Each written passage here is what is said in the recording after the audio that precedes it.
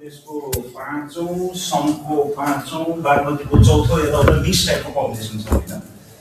So हाम्रो आजको 1-1.5 घन्टा बटेको जति बसाइ हुन्छ त्यसको टार्गेट भनेको चाहिँ अलिअलि इन्टरभ्यूको बारेमा गफ गर्ने होइन, अलिअलि धेरै त उतै इन्टरभ्यूमै गर्नु होला। सो मेरो नाम चाहिँ पियुष सटोदो, म पछिल्लो 8 वर्षभन्दा पनि बढीदेखि नेपाल सरकारमा एज ए इन्जिनियर 3rd क्लासमा काम गरिरहेको छु। र अब तपाईँहरूले के अरे यसको लोकसेवा दिइसक्नुभयो भने सिभिलभित्र समूह र उपसमूहको मेसो नपाउने कुरै छैन। नेपालमा चाहिँ इन्जिनियरिङ सेक्टरलाई करिब तपाईँको 12 अथवा 13वटा लोकसेवाहरू छ। नेपाल कृषि, नेपाल वन, नेपाल के भनेर त्यो मध्ये एउटा नेपाल इन्जिनियरिङ हो। नेपाल इन्जिनियरिङभित्र समूह हुन्छ जसलाई हाम्रो सिभिल भयो। सिभिलभित्र चाहिँ हाइवे, इरिगेसन, स्यानिटरी, जनरल भनेर उपसमूहहरू हुन्छ होइन। सो म चाहिँ त्यही सिभिल समूहभित्रको हाइवे उपसमूहभित्र भयो होइन। र अहिले यो सडक विभागको वैदेशिक महाशाखा, नाम त धेरै लामो छ तर त्यसमा कन्फ्युज नहुँ, वैदेशिक महाशाखामा चाहिँ काम गर्छु जसले डिफ्रेन्ट डोनरहरूले लोन दिन्छ नेपाललाई अथवा दान दिन्छ जसलाई ग्रान्ट गर्छौँ, त्योसँग काम गर्नेमा। र त्यो सँगसँगै करिब रफली 8 वर्षदेखि यही लोकसेवामै, र त्योभन्दा पहिला 2 वर्ष जति फुल टाइम एउटा कलेजमा पढाउँथेँ होइन। आजको हाम्रो टार्गेट चाहिँ इन्टरभ्यूमा किन इन्टरभ्यू लिन्छ होइन, कस्तो किसिमको क्वेसनहरू सोध्छ, र अलिअलि पछि हामी एउटा करेन्ट अफेयर भन्नेतिर लागौँला। करेन्ट अफेयरतिर नेपालको ट्रान्सपोर्टेसन सेक्टरमा कस्तो किसिमको करेन्ट अफेयरहरू छ होइन, र अरू करेन्ट अफेयरहरू कहाँबाट पाउने भन्ने कुरातिर आउँदा आजभोलि मैले जाने बुझेसम्म एउटा सिङ्गल जाँच भएर पछि प्रायोरिटी छान्न लाउँछ कि कस्तो होइन। मैले बुझेसम्म चाहिँ एउटा सिङ्गल जाँच हुन्छ हाइवे, सेन्टर, इरिगेसन, जमिनको, अनि प्रायोरिटी छान्न लाउँछ होइन। फर्स्ट प्रायोरिटीमा फलानु, सेकेन्डमा फलानु, थर्डमा फलानु भनेर। अनि तपाईँहरूलाई पछि ऱ्याङ्कले भ्यायो भने फर्स्टमा राखिदिन्छ, भ्याएन भने सेकेन्डमा राख्छ, भ्याएन भने थर्डमा राख्छ, तै पनि भ्याएन भने जे भएको छ त्यसमा राख्छ। मैले ऱ्याङ्किङ हाल्दाखेरि फलानु के अरे कुनै एउटा छुट्याइदिएर मैले जागिर नपाउँदा भन्ने चाहिँ हुँदैन होइन। त्यही कुराहरू रिलेटेड चाहिँ हामीले डिस्कस गर्दैछौँ होइन। सो यदि हामीहरूले 5औँ तहको सिलेबस हेर्छौँ भने रफली यस्तो किसिमको छ होइन। र तपाईँहरूले यो स्टेज चाहिँ पार गरिसक्नुभयो होइन, जसमा 100 मार्क्सको सर्टेन टिक्सहरू लगाउनु भएको थियो, 100 मार्क्सको चाहिँ सब्जेक्टिभ लेख्नु भएको थियो। आजभन्दा केही वर्ष अगाडि जब हामीहरू इन्ट्री भएको थियो, म चाहिँ एज इन्जिनियर इन्ट्री भएको होइन, तर त्यो बेला सब इन्जिनियरको जम्मा 50 मार्क्सको अब्जेक्टिभ मात्रै सोध्थ्यो। 40-45 मार्क्स जति मिलाउने मान्छेले चाहिँ मोरलेस जागिर सिक्योर गर्थ्यो। तर अहिले प्याटर्न चाहिँ ड्रामेटिकली चेन्ज छ। इन्जिनियरको पनि हाइवेतिर पनि सिर्फ हाइवेबाट छुट्टै जान्छ हुन्थ्यो होइन। अहिले कम्बाइन्ड एक्जाम, सिलेबस इन्हान्समेन्ट यताउता कुरा गरेर यसलाई फरक गरेको छ होइन। सो यो चाहिँ सिलेबस इन्हान्समेन्ट पछिको पार्ट हो वाट एभर। तर यो चाहिँ पहिला पनि जसका लागि आज हामीहरू भेट्दैछौँ व्यक्तिगत अन्तर्वार्ता 30 मार्क्सको 10-12 मिनट नथिङ मोर होइन। र यदि तपाईँहरूले चौथो तहको सिलेबस हेर्नुहुन्छ भने चौथो तहको सिलेबस चाहिँ खासै चेन्ज भएको देख्दै मात्र। जे आजभन्दा 8 वर्ष 10 वर्ष अगाडि थियो हामीहरू पढ्ने बेलामा, लोकसेवा पढ्ने बेलामा भनौँ न, र अहिले चाहिँ त्यस्तै छ। र 20 मार्क्सको चाहिँ तलपट्टि अन्तर्वार्ता छ। प्याटर्न त्यही हो, क्वेसनको डेप्थ चाहिँ फरक हुन्छ। जस्तो असिस्टेन्ट सब इन्जिनियर भन्छौँ हामीहरू होइन, खानेपानीमा खापास्टे भन्छ, त्यो लेभलमा सोध्ने क्वेसन र तपाईँहरूको इन्जिनियर लेभलमा सोध्ने क्वेसनहरू फरक होला। तर अन्तर्वार्ताको थ्योरी र त्यसको मेथोडोलोजिजहरू मोरलेस एउटै हो भन्नु होइन। भनेपछि आज हामीहरू यही अन्तर्वार्तामा के हुन्छ भन्नका लागि चाहिँ फोकस गर्दैछौँ। सिम्पली इन्टरभ्यूले एसेस गर्ने अथवा सोध्ने किसिमका कुराहरू चाहिँ एउटा आफ्नो ब्याकग्राउन्ड अलिअलि होइन। जस्तो प्राय यसमा मैले देखेको होइन,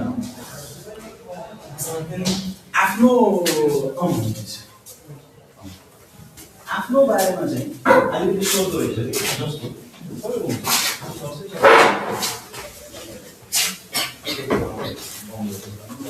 जस्तो आफ्नो बारेमा चाहिँ सोधिरहेको हुन्छ यो कसरी कुरा गराउँदा तपाईँहरूको नेम चाहिँ युनिक छ भने यसो सोध्न सक्छ तिम्रो नामको मतलब के हो भनेर होइन।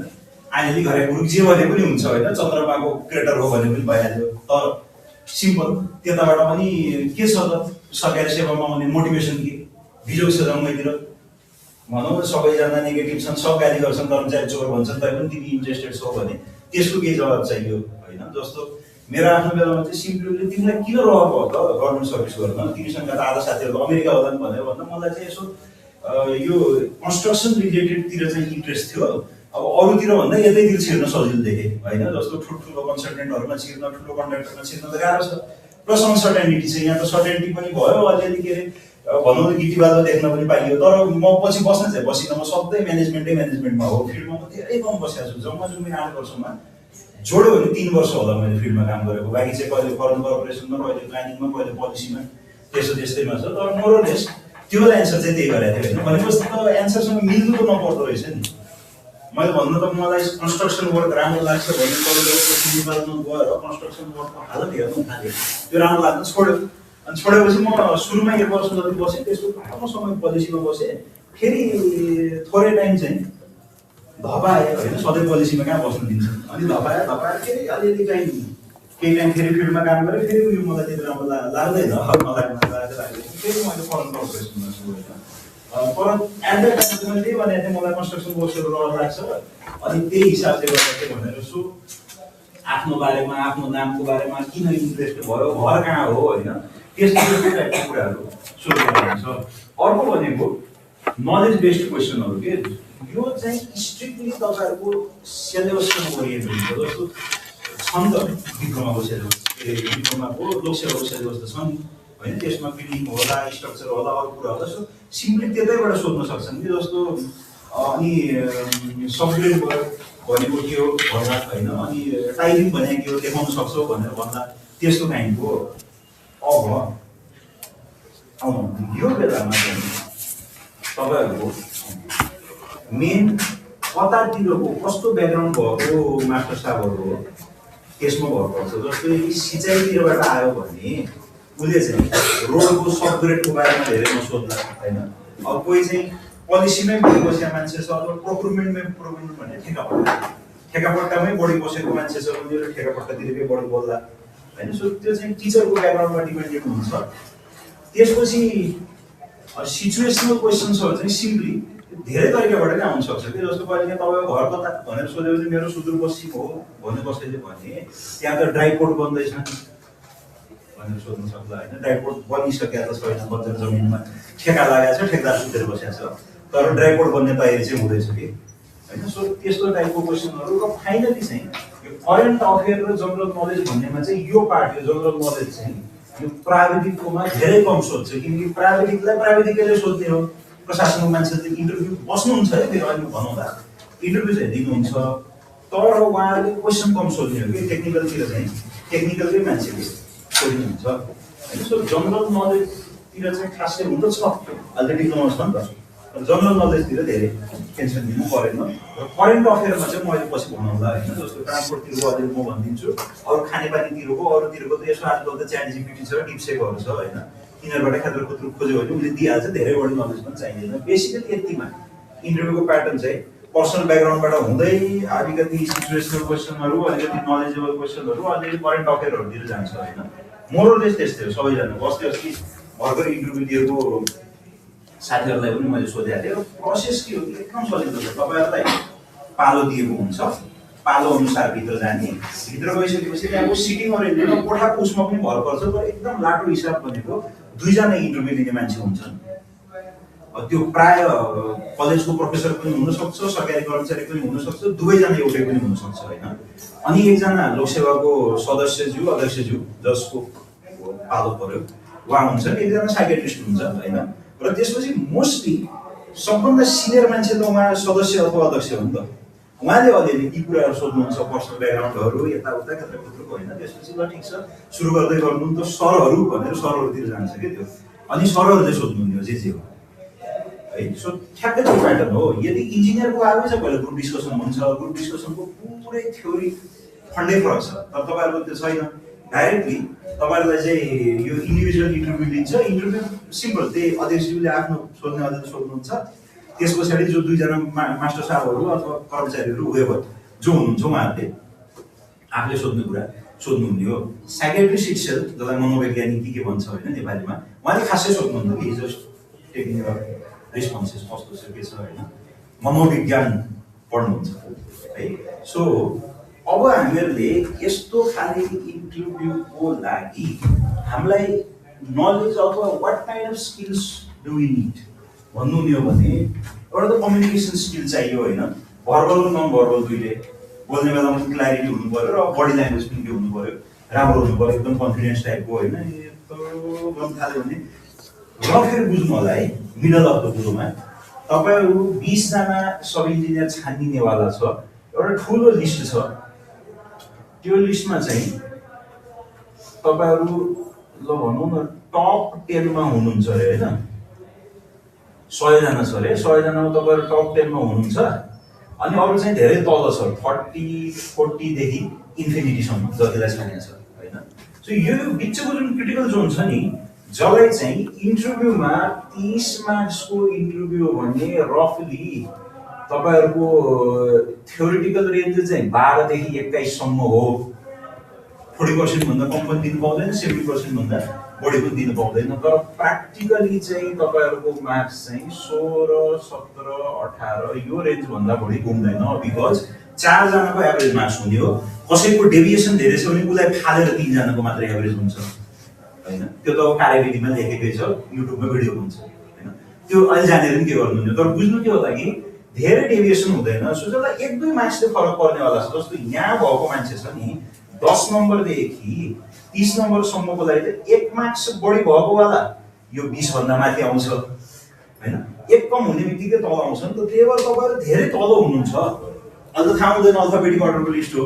तर यदि धेरै तल हुनुहुन्छ भने चान्सेस आर भेरी लेस। त्यही ठाउँमा धेरै माथि हुनुहुन्छ भनेपछि नि इन्टरभ्यूले बिगार्ला भन्ने डर चाहिँ छैन। डर अथवा क्रिटिकल कन्डिसन कस्तो हो, जो बिचतिर हुनुहुन्छ, थोडा माथि आयो भने जागिर थोडा कम भयो भने बाहिर भन्ने टाइपको सिचुएसन जस्तो छ उहाँहरूलाई चाहिँ डर हो। बट नो वान नोज कति हो होइन। त्यहाँ त लोकसेवाको सिस्टम त एउटा लेयर पछि अर्को यति गोप्य छ कि होइन, स्ट्राइक पेन्ट गर्नु होइन, थाहै हुँदैन। त्यही भएर यो पार्टको लागि चाहिँ क्रिटिकल हो। बाँकीले चाहिँ त्यो डराउनु पर्दैन। को क्रिटिकल हो थाहै छैन, त्यो भएर सबै डराउनु पर्यो होइन त। अब तपाईँहरूको भनौँ न जसलाई इन्टरभ्यूमा बढी मार्क्स ल्याउनु छ उसको चाहिँ बोलीमा पनि क्ल्यारिटी हुनु पर्यो होइन। इ उ गरेर पनि काम छैन, टाउको नदै बसेर पनि काम छैन। अनि तपाईँले प्रब्लम दिइसकेपछि त्यो प्रब्लमलाई सकेसम्म, यो चाहिँ फेरि जति माथिल्लो लेभलको जागिरमा जानुहुन्छ त्यो जरुरी होला। सहसचिवको अन्तर्वार्ता त पुरै तपाईँले त्यहीँनिर प्रब्लम दिन्छ, त्यही प्रेजेन्टेसन बनाएर प्रेजेन्टै गर्न लगाउँछ कि।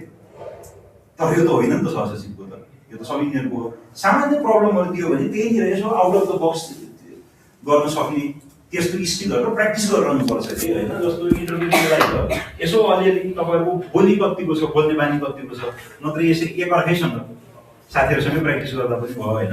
यो कुरा चाहिँ चाहियो कि बडीको ल्याङ्ग्वेज कम्युनिकेसनको स्किल्सहरू नलेजहरू अलिअलि होइन। अब अन्तर्वार्तामा गएको छ यतिकै हल्लेर जानु त भएन नि, एटलिस्ट फेरि पढ्ने भने सब इन्जिनियर लेभलको पढाइ होइन कि सबको सिलेबस हेरेर त जानुहोस् न। कम्तीमा ब्रिक भन्ने चिज रहेछ होइन, तपाईँहरूको के अरे रिइन्फोर्स कङ्क्रिट भन्ने चिज रहेछ भन्नेसम्म त यसो दिमागमा राखेर त जानुहोस् होइन। न अब हामीहरूलाई यो स्किलहरू डेभलप गर्नका लागि प्र्याक्टिस चाहियो भनेको थियो नि त। त्यही प्र्याक्टिसका लागि चाहिँ तपाईँहरूले सिम्पली अब यो हाम्रोतिर चाहिँ त्यति रेलिभेन्ट हुँदैन है। यो प्रशासनतिर चाहिँ राजस्व, परराष्ट्र, लेखा, सामान्य प्रशासन हुन्छ कि। त्यही भएर कताको अन्तर्वार्ता दिन जानु हुँदैछ त। अहिले अब परराष्ट्रको अन्तर्वार्ता दिन जाँदै हुनुहुन्छ, नेपालमा राजस्व प्रणालीका कमी कमजोरीहरू भन्दै जानुभयो भने के काम लागेर होइन। परराष्ट्रको मान्छेले त राजस्वमा त चिन्दै कहिले राजस्व भने केही पनि मतलब हुँदैन होइन। सो बेसिकली आफू कतातिर हो त्यतातिर तयारी गर्नु पर्यो। तर हाम्रो लागि यो त्यति रेलिभेन्ट छैन, किनकि हाम्रो त एउटा इन्टिग्रेटेड जहाँ छ कता हो हामीलाई थाहा छैन, सिभिलतिर हो त्यति हो होइन। न अर्को कमन क्वेसनहरू सोधिरहने टाइपको क्वेसन थियो, जस्तो सिम्पली भनौँ न तपाईँहरूलाई किन लोकसेवाको लागि ओरिएन्टेसन भयो, किन इन्ट्रेस्ट हुनुभयो होइन। अनि त्यस्तै आफ्नो अब अलिअलि नामको बारेमा, नाम अनयुजुअल छ भने राम नाम छ भने त रामको अर्थ के हो भनेर कसैले नसोध्ला होइन। युनिक किसिमको नाम छ भने त्यस्तो बेलामा चाहिँ अलिअलि त्यो टाइपको तयारी। अलिअलि युजुअली सोध्ने क्वेसनहरू भनेको चाहिँ तपाईँहरूको भनौँ न जस्तो कतातिरको मान्छे छ, अब हाइवेतिरको मान्छे छ भने उसले यसो रोड बिग्रिनुको कारण के छ त्यस्तो त्यस्तो 2-4वटा क्वेसनहरू। यो पनि तपाईँहरूको त्यति हाम्रो इन्जिनियरिङ सेक्टरको कमन क्वेसन त्यति पाइँदैन कि प्रशासनतिर चाहिँ कमन धेरै मान्छेहरू सेलेक्ट गर्ने हुनाले अलिअलि एउटा ऱ्यान्डम प्याटर्नमा सधैँ सोधिरहने किसिमको क्वेसनहरू चाहिँ हुन्छ कि। अनि अब आफ्नै साथीहरूसँग अथवा यसो दाइभाइहरू जो जो हुनुहुन्छ अलिअलि 2-4वटा यसो इन्टरभ्यू दिए जस्तो प्र्याक्टिस गर्ने होइन। त्यो नेताहरूले गर्छन् नि, अब अलिक गतिलो नेता छैन भने अगाडि ऐना राखेर पुरा होइन साम्राज्यवादका विरुद्ध लड्नुपर्छ भनेर ऐनाको अगाडि प्र्याक्टिस गरेर अनि बल्ल गरेर बोल्छन् होइन। र अब यो त अब भन्दै पर्यो ड्रेस कोड र प्रोफेसनल अपियरेन्समा सिम्पल के हो कि सहसचिव उपसचिव लेभलको सेकेन्ड क्लास फर्स्ट क्लास लेभलको इन्टरभ्यू छ भने त अब अलिक मेच्योरै मान्छे हो नि त त्यो भने त होइन। त्यो त ड्रेस कोड कोट प्यान्ट नै लाउनु पऱ्यो, छालाकै जुत्ता लाउनु पऱ्यो होइन। तर हाम्रो केसमा इभन इन्जिनियर लेभलसम्म पनि सानै पोस्ट हो कि ठुलो पोस्ट होइन। सो यस्तो भयङ्कर गर्नु पर्दैन। छ भने त राम्रो, छैन भने कुनै कुरो बिग्रिनेवाला छैन होइन। एउटा त मौसमले साथ दिनु पऱ्यो। अहिले दिएको छ अब त असारको महिनामा इन्टरभ्यू छ अनि भनौँ न के अरे सहसचिव उपसचिव इन्टरभ्यू दिने जस्तो चट्टै एयर कन्डिसन गाडीमा त अलरेडी जागिरमा हुन्छ नि त माथिल्लो लेभलमा त चट्टै एसी गाडीमा गएर ट्याक्क ओर्देर इन्टरभ्यू दिने होइन। वैशाखका महिना जेठका महिनाको इन्टरभ्यूमा भएकै कोटै छ अरे के भए पनि लाएर गयो भने तरबतर हुँदैन मान्छेको अघि त्यो बसमा चढेर टेम्पोमा झुन्डेर जानु छ होइन। त्यही भएर एउटा त छ भने लाउँदा राम्रो, दोस्रो भने मौसमले साथ पनि दिनु पऱ्यो कि होइन। सो अहिले मौसमले साथ चाहिँ दिएको छ, इफ यु हेभ लगाउनुहोस् होइन। छैन भने कोही चिन्ता लिनु पर्दैन। सामान्य सर्ट सिलाएको प्यान्ट जुन जसमा पनि भइहाल्छ, लेदरको सुज अब छैन भने typical sports shoes will also do होइन। अब भनौँ न दारी धेरै ठुलो पाल्नु भएको छ भने यसो ट्रिम गरेर जानु होला, कपालले काट्ने होइन, कपाल सपाल पालेको हुन्छ नि त हाम्रो इन्डियनतिर त त्यस्तो नगर्ने। त्यस्तो किसिमको ड्रेस कोडहरू चाहिँ केटाहरूले होइन त्यस्तो किसिमको ड्रेस कोडहरू चाहिँ नि ल्याउनु पऱ्यो। माथिल्लो लेभलको चाहिँ जति तपाईँहरू इभन परराष्ट्रको त पुरै छ, यो सेभ गरेको हुनुपर्ने, यस्तो गरे हुनुपर्ने, जुत्ता लाउनुपर्ने, कोट लाउने। हाम्रो त्यस्तो छैन। सिम्पली तपाईँहरू हेर्दाखेरि चाहिँ यसो इन्टरभ्यू दिनेवालालाई पनि डर नलागेको छैन, त्यति एउटा कुरो चाहिँ इन्स्योर गरेर जानु होला। बेसिक त्यही सर्ट प्यान्ट सुज त्यस्तै त्यस्तै अलिक क्लिन एन्ड टाइडी है त्यो चाहिँ एस्योर गर्नु होला।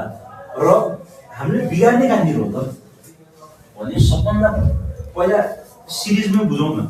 मान्छेले पहिला के गर्यो त ज्ञान बिना नै बोल्यो। जस्तो यो चाहिँ एकदम स्ट्राइकिङ हुन्छ। टिचरले क्वेसन सोध्यो आफूलाई आउँदैन होइन र जे पाए त्यही गफ दियो। अब त्यो त एक्सपर्ट हो नि त, उसले त जे पाए त्यही गफ दिएर थाहा पाइहाल्छ। अनि अर्को क्वेसन अनि अर्को अनि अन्तर्वार्ता बिना कारण लामो हुन्छ। 35 मिनट दुःख पनि पाउनुहुन्छ, मार्क्स पनि आउँदैन। मार्क्स नआएपछि सेलेक्सन हुने नहुने त तपाईँहरूको प्रायर मार्क्समा डिपेन्ड गर्छ। लिखित पनि कति राम्रो छ त होइन, तर मार्क्स आउँदैन दुःख पनि हुन्छ होइन। त्यही भएर जे आयो आयो, नआएको चाहिँ नि आएन मलाई पछि हेरौँला भनिदिए पनि हुन्छ होइन। ज्ञान बिना बोलिदिने ज्ञान चाहिँ छ तर क्वेसनै उल्टो सुन्यो अरे ज्ञान होइन। उल्टो क्वेसन सुनेपछि त जवाब सुल्टो आउने त कुरै भएन नि। त्यही भएर क्वेसन ध्यान दिएर सुन्नु पर्यो। बडी ल्याङ्ग्वेज राम्रो छैन, जाने छ तर डिस्क्राइबै गर्नु सकेन कि ऊ गर्नु थाल्यो होइन, टाउको बनाउनु थाल्यो।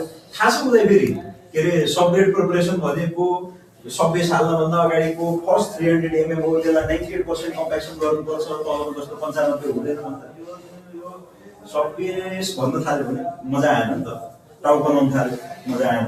त्यही भएर अर्को इनर्जी छैन कि होइन,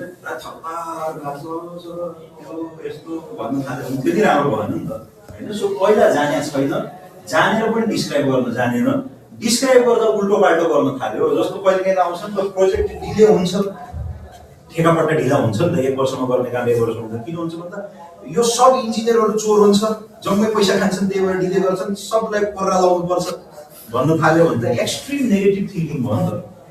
सबै चोर हुन्, सबै फटा हुन्, नेपाली समाज उडिसक्यो, कामै छैन, नेपाल यस्तो भन्न थाल्यो भने त्यस्तो नेगेटिभ सोच भएको मान्छेले भोलि गएर काम गर्दैन कि।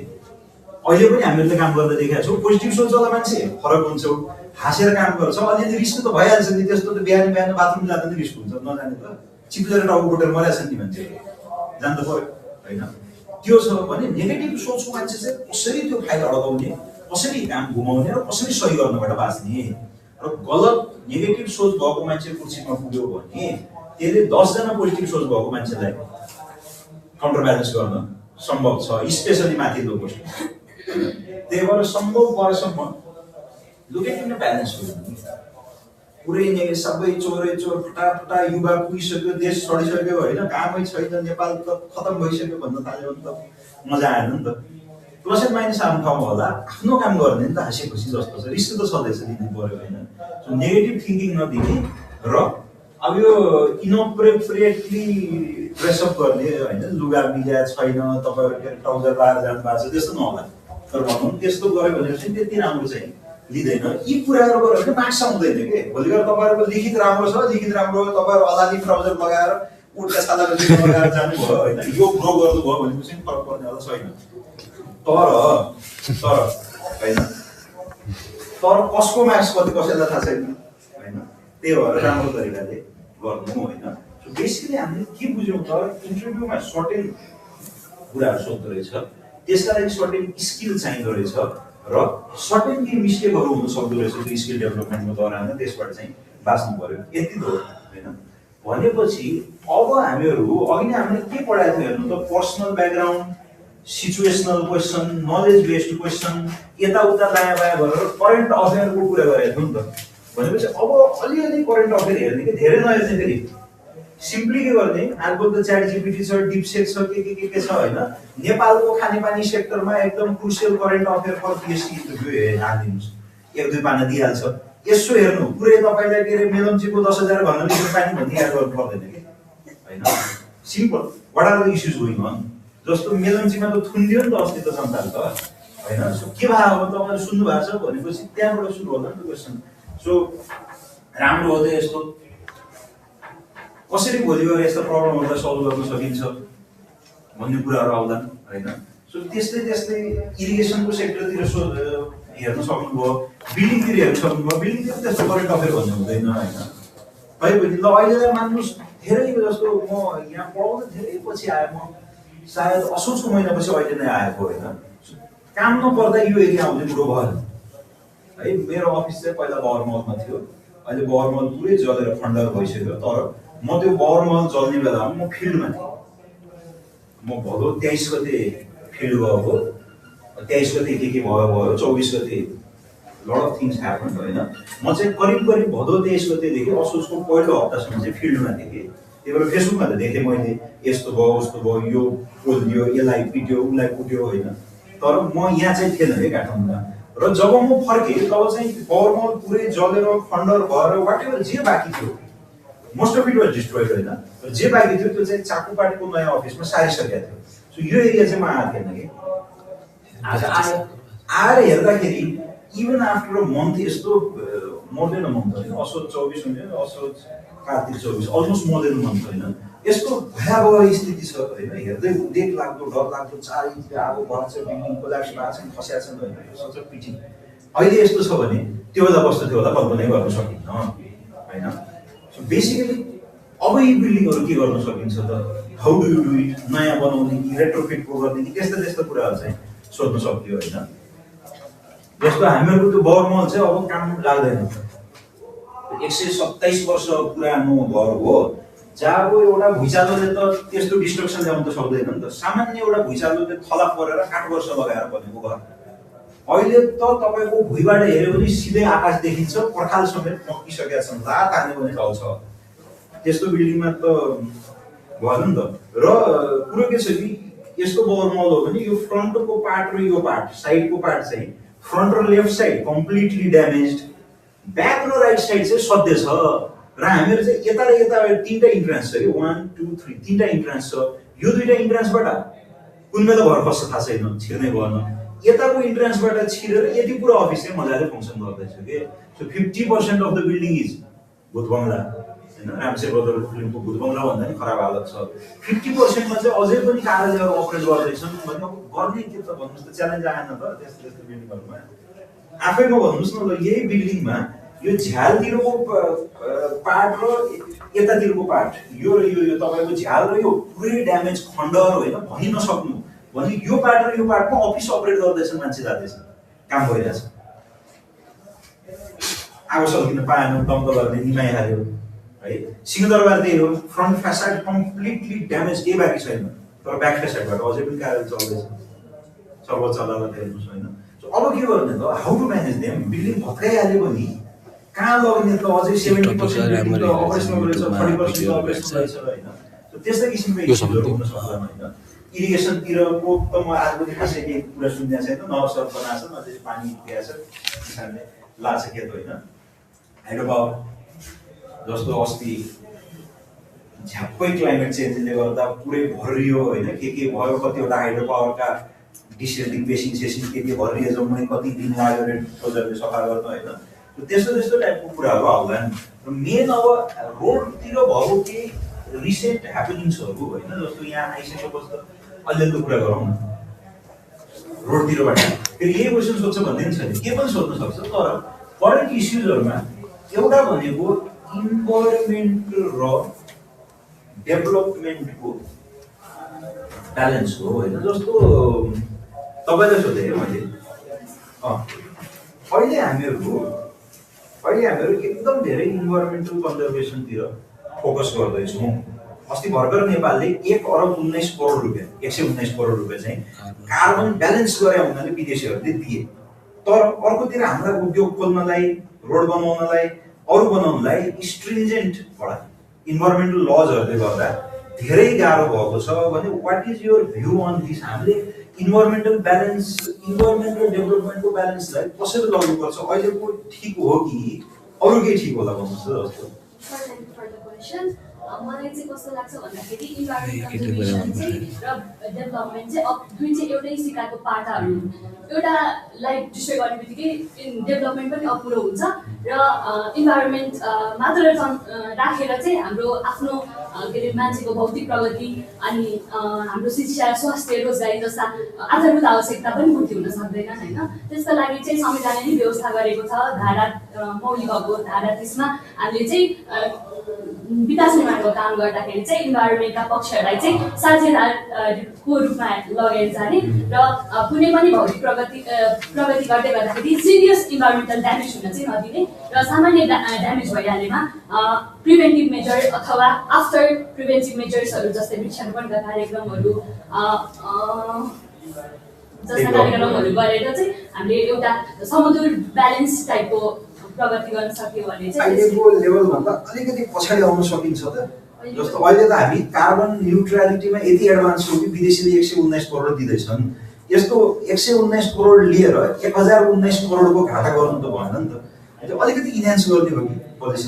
यस्तो सर, हाम्रो उत्सर्जन चाहिँ एकदम मिनिमम छ नि त, धेरै मिनिमम छ।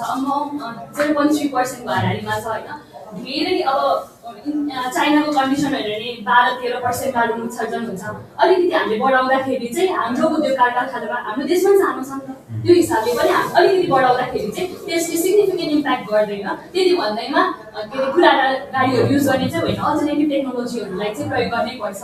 हामीले सोलर एनर्जीको युज गर्नु पऱ्यो, वाटर हाम्रा पर्मिचुअल रिसोर्सेसहरूको युज गरेर चाहिँ त्यस्ता सेक्टरहरूलाई चाहिँ बढी डेभलप गर्न सक्यो भने चाहिँ यसलाई न्युट्रल बनाउन सकिन्छ। फेरि हामीहरू जस्तो हामीले आफूले कन्जर्भेसन गरेर कार्बनलाई न्युट्रल पार्दै गयौँ भनेपछि पनि we have neighbours both north and south of us which are emitting at a very high rate भनेपछि उनीहरूको इफेक्टबाट त हामी बाँच्दैनौँ। खालि हामीले के हो कि कन्ट्रिब्युट गऱ्यौँ, ग्लोबल सस्टेनेबिलिटीलाई साथ दियौँ, पैसा पायौँ, तर एट द इन्ड हामी एकदम इन्भाइरोमेन्टल कन्जर्भेसन गर्दैछौँ भन्दैमा हाम्रो इन्भाइरोमेन्ट बाँच्छ भन्ने चाहिँ छैन। Because we have neighbors on both north and south, south India, north China, which are expanding at an accelerated rate र जसको कार्बन इमिसन्स चाहिँ हाई छ। एउटा कुरा यसमा मैले भन्नु खोजेको के हो कि डेटाबाट टाढा गर्नु होला। डेटा चाहिँ खतराभन्दा खाली छैन। जस्तो पछिल्लो 15 वर्षमा 32,000 जना युथ चाहिँ रोड एक्सिडेन्टमा मरे भन्यो भने कहाँबाट आयो त्यो डेटा भन्ने होला नि त। यही 25,000 जना युथ 32,000 जना युथ मरे भन्ने चाहिँ नेपाल गभर्मेन्टको, WHO को र एउटा अर्को कुन संस्थाको डाटै मिल्दैन कि। त्यही भएर डेटाबाट चाहिँ तपाईँ एज फार एज पोसिबल टाढा रहनु होला कि, किनकि facts and figures are very misleading. र अब सोर्सै छ भने मानव नेपाल सरकारको हरित उत्सर्जन प्रतिवेदन 2075 असोज 10 गतेमा लेखेको डेटा छ भने त फरक परेन। नत्र भने डेटा चाहिँ त्यति राम्रो चिज होइन होइन। सर त्यसलाई यसरी भन्दा कोभिडले भन्दा रोड एक्सिडेन्ट नै धेरै मान्छे चाहिँ मरेको चाहिँ आर्टिकल बेस यसरी चाहिँ द्याट क्यान बी सेड है। कोभिडको जुन पेन्डेमिकको दौरान 2टा साइकलमा the number of peoples lost, त्योभन्दा हाम्रो यो पछिल्लो 10 वर्षमा as a result of road एक्सिडेन्टबाट मरेको मान्छे चाहिँ बढी छ। That can be assuredly said based upon any organisation data. तपाईँहरूले जसको डाटा हेर्नुहुन्छ बढी छ। कोभिडले कति गएको होला? 50,000 त्यति छैन, 10,000 6,000 कति हो जस्तो लाग्छ मलाई होइन। तर रोड एक्सिडेन्ट्स त भयावह छ, सबभन्दा कम त गभर्मेन्टले भन्छ नि त, किनकि नराम्रो देखिन्छ धेरै मान्छे मऱ्यो भने। WHO त डबल छ। गभर्मेन्ट अफ नेपालको साइडमा मरेको मान्छेको ढड्डा उठ्छ भाइ, त्यसपछि अस्पतालमा को गए आए डजन्ट केयर। तै पनि 32,000 जना छ कि हामीसित। सो त्यस्तै अर्को जस्तो यो जेन्डर इक्वालिटी र सोसल इन्क्लुजनको पार्ट छ होइन। जस्तो मैले हजुरलाई सोधेँ, आजभोलि डेभलपमेन्ट प्रोजेक्टहरूसँगै जेन्डर इक्वालिटी र सोसल इन्क्लुजनलाई इन्टिग्रेट गरेर राख्छ। जेसी भन्ने धेरै सुनियो। तपाईँलाई अलिअलि जेसीको बारेमा थाहा छ? अलिअलि जेसी बारे के हो? जेन्डर इक्वालिटी विकासको लागि चाहिँ महिलाहरू तर अब महिला अलि कम धेरै जसो महिलाहरू चाहिँ अब शिक्षामा धेरै वञ्चित नै छन्। त्यसको लागि चाहिँ हामीले त्यो महिला शिक्षाहरूको तयार गराउनुपर्छ। त्यसै आधारमा चाहिँ हामीले कार्यक्रमहरू लागु गर्छौँ। यस्तो कार्यक्रम बनाउने बेलामा कस्तो सेक्टरमा फोकस गर्यो भने चाहिँ जेसी कामयाब हुन सक्ला, कस्तोमा गर्यो भने चाहिँ सक्दैन? पहिला भनेको सानो तहदेखि नै हो होइन। शिक्षा महिलाहरू अब बच्चा आउँदाखेरि 18 तहसम्म चाहिँ शिक्षाहरू अनि हाम्रो चाहिँ आगो राम्रै छ। माथि 12-7 चाहिँ अलिक कम छ होइन। ब्याचलरमा महिलाको आगो शिक्षाहरू कम छ। त्यसलाई चाहिँ बढाउँदै जाने अनि शिक्षाबाट नै सुरु गर्ने मेरो। जस्तो हामीले डेभलपमेन्टल प्रोजेक्ट छ अरे, एउटा सडकको परियोजना छ कमला ढल्केवर पत्लै। कमला भन्ने पूर्व कमला नदी, त्यसपछि बागमती, देन तपाईँहरूको निजगढ आउँछ, कपैया नदी आउँछ, त्यहाँदेखि पत्लै आउँछ होइन।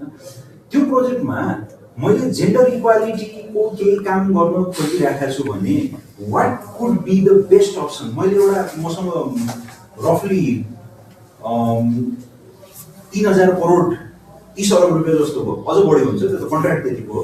3,000 करोड रुपियाँ जतिको सिभिल वर्क्सको कन्ट्र्याक्टहरू छ र आई हेभ मनी। त्यत्रो ठुलो ठेकामा 3,000 करोडमा 1% 30 करोड रुपियाँ, अझ 0.1% 3 करोड रुपियाँ होइन।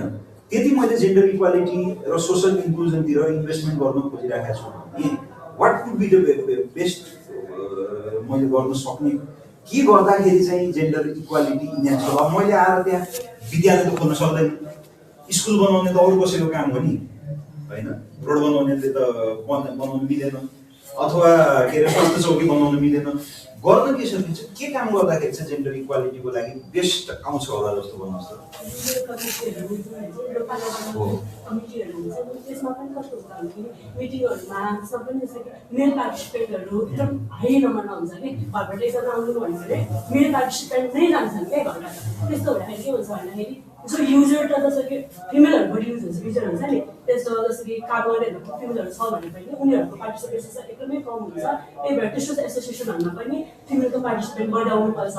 जस्तो कि सानो लेभलदेखि नै ग्रास लेभलदेखि नै उनीहरूको पार्टिसिपेसनलाई चाहिँ इन्करेज गर्यो भने चाहिँ त्योदेखि स्टार्ट गरेर पोलिसीसम्म नै जाने हो। तर स्टार्टिङमा चाहिँ कस्तो हुन्छ भन्दाखेरि घरको लेभलमा सानो लेभलमा नै जहाँ पनि उनीहरूको पार्टिसिपेसन छैन, गाउँमा एउटा प्रोग्राम भइरहेको छ, मेन प्रोग्राम डिसिजनहरू तपाईँलाई मेयर सेन्टर डिसिजनहरू हुन्छ। जस्तो कि इरिगेसनकै प्रोजेक्टहरूमा पनि अब युजर्स कमिटीहरूको काम पनि हुन्छ, हरेक गाउँमा हुन्छ। तर त्यो ठाउँमा चाहिँ फिमेलको पार्टिसिपेसन कम भइसकेपछि उनीहरूको ओपिनियन नै छैन, उनीहरूको ओपिनियन नै सुनिसकेन भन्ने पनि प्रब्लम हुन्छ। त्यहाँदेखि नै सुरु गर्नुपर्छ होला। जस्तै त्यहाँ ग्रास रुट लेभलमा नै कमिटीहरू फर्म गर्दाखेरि नै यस्तो उनीहरूको पनि ओपिनियन लिएर स्टार्ट गर्यो भने चाहिँ अलि राम्रो हुन्छ।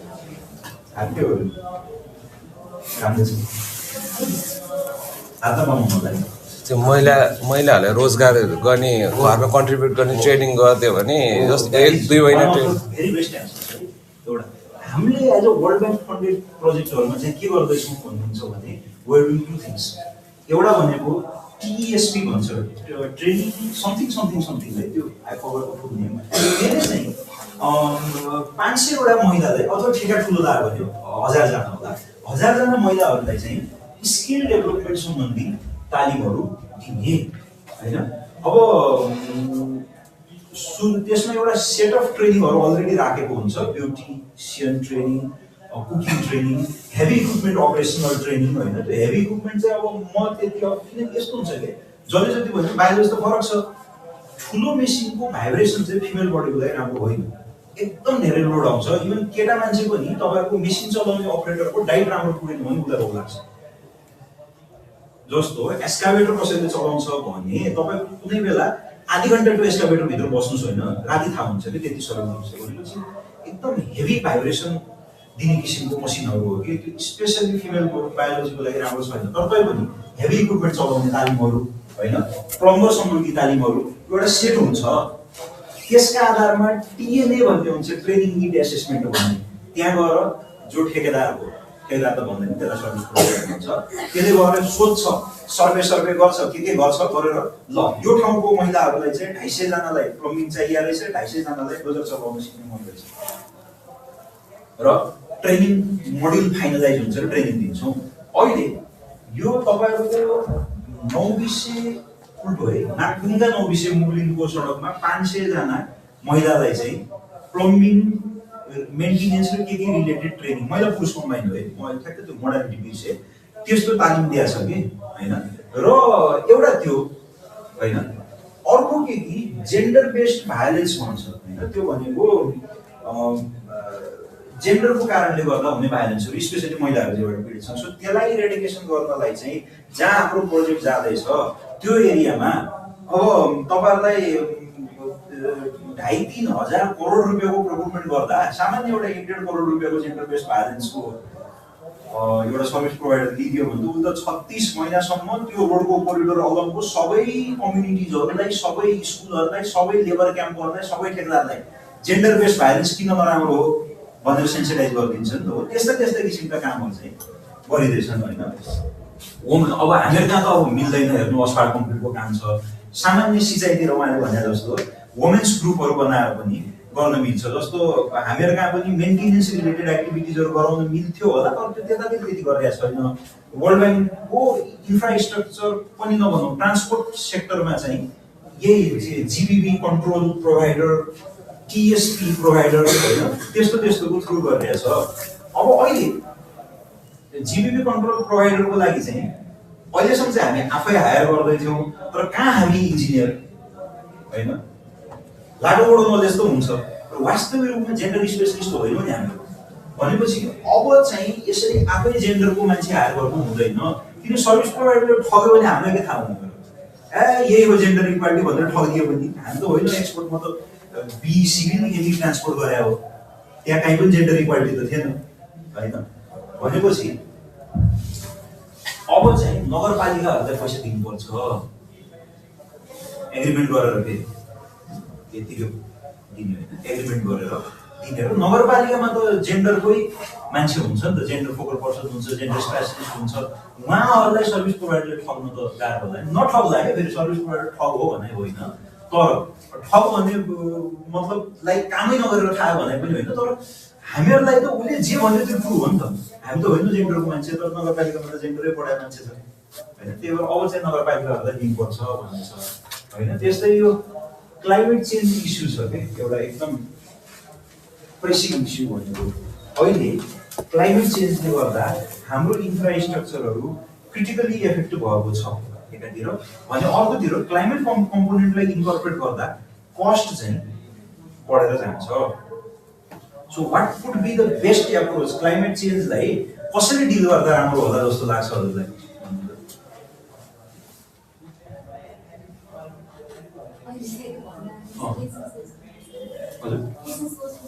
सोच्नु we have a lot of time जस्तो क्लाइमेट चेन्ज इस्युलाई कसरी चाहिँ एड्रेस गर्दा राम्रो होला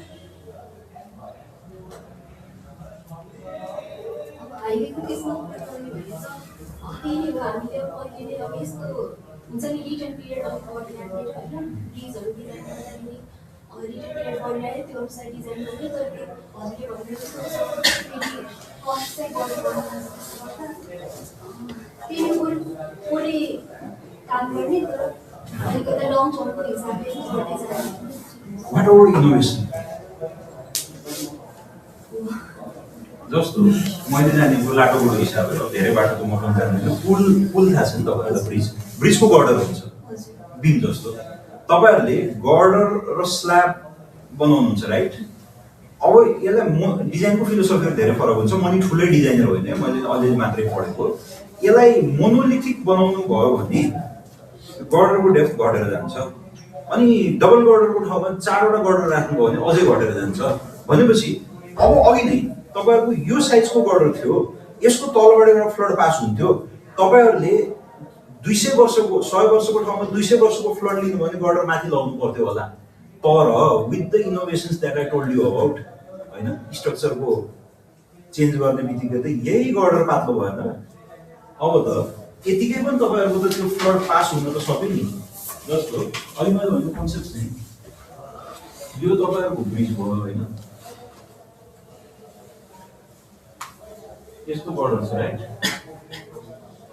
यसमा यो 100 इयर फ्लड हो होइन यदि तपाईँहरूलाई 200 इयर फ्लड पास गर्नुपर्ने छ भने यो चाहिँ 200 इयर्स फ्लड पास गर्नुपर्ने छ भने अब त पास त भएन यही ठाउँमा तपाईँहरूले यसलाई as a integral bridge design गर्नुभयो 2टा गर्डरको ठाउँमा 4वटा गर्डर डिजाइन गर्नुभयो भने तपाईको अबको नयाँ स्ट्रक्चर त यो पनि पातलो हुन्छ यो पनि पातलो हुन्छ and then you have 4 numbers of girders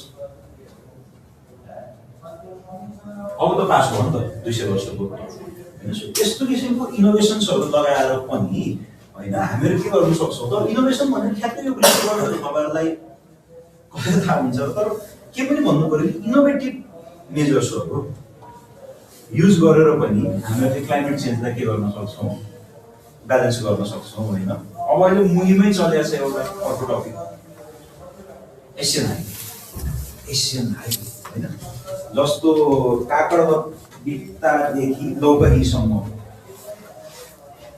काम चलिरहेछ कमलादेखि बागमतीसम्म काम चलिरहेछ बागमती पसलाई यहाँ कुनै पनि दिन बजारमा गभर्नमेन्ट डकुमेन्ट रिलिज हुनेवाला छ हुन त फरेन कर्पोरेसनको कुनै पनि दिन भने दिनमा हुँदो रहेछ तैपनि बिल्डिङ डकुमेन्ट आएर आउँदै बागमती पसलैयादेखि हेटौडासम्म जुन चाहिँ अरू बेला east west highway east west दौडिन्छ पसलैया हेटौडा चाहिँ एनिमल फ्रम द्याट रिजन त्यताबाट हुन्छ त्यो चाहिँ सिधै नर्थ साउथ जान्छ हेटौडादेखि पसलैयासम्म हैन र तपाईहरुको बागमतीदेखि पसलैया चाहिँ घना जङ्गल छ हैन कमलादेखि बागमती चाहिँ मेन बस्तीहरु हो यहाँ बिचमा अलिअलि ग्याप्सहरु छ त्यसको काकडबिट्टादेखि लौकहीसम्म एन्ड देन हेटौडादेखि नारायणघाट पनि कुनै पनि बेला हुनेवाला छ नारायणघाट बुटवल त्यो थाहा नभएको मान्छे छैन भने थाहा बुटवलदेखि गोरुसिङेसम्म ठेका लागेको छ गोरुसिङे चन्द्रौटा कुनै पनि बेला लाग्नेवाला छ चन्द्रौटादेखि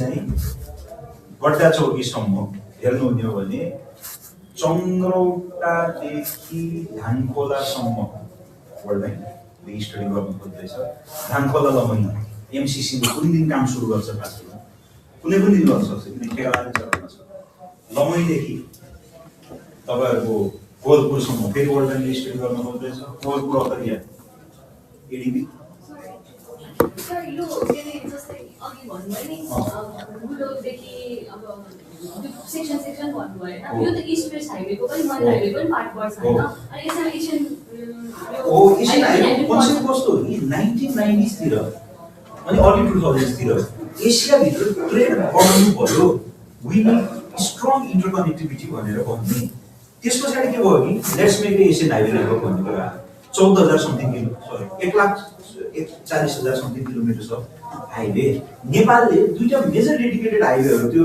एउटा कमिटी थियो उले के देख्यो कि नेपालको एउटा इस्ट वेस्ट हाइवे र अर्को कोडारीदेखि रक्सोलसम्म जाने रक्सोल त इन्डियामा हो वीरगञ्जसम्म जाने बाटोको पोटेन्शियल धेरै छ र टर्कीबाट फरेन एफेयर यतासम्म जानेवाला हो भने AH-42 भनेको इन्डियाको विशाखापट्टनमदेखि चाइनाको जिन्जियाङ भन्ने ठाउँसम्म जाने हो। एउटा सानो देश छ नेपाल होइन, यस्तो ओरिएन्टेसनमा बसेको छ। सो यसको गड्डा चौकीदेखि यता राख्नु है, काकडभित्तासम्म AH-1 को पार्ट भयो। उनीहरूले भएकै हाइवेहरूलाई जोडेर एउटा इन्टिग्रेटेड कोरिडोर डेभलपमेन्ट गरेर छुट्टै हाइवे बनाएको होइन।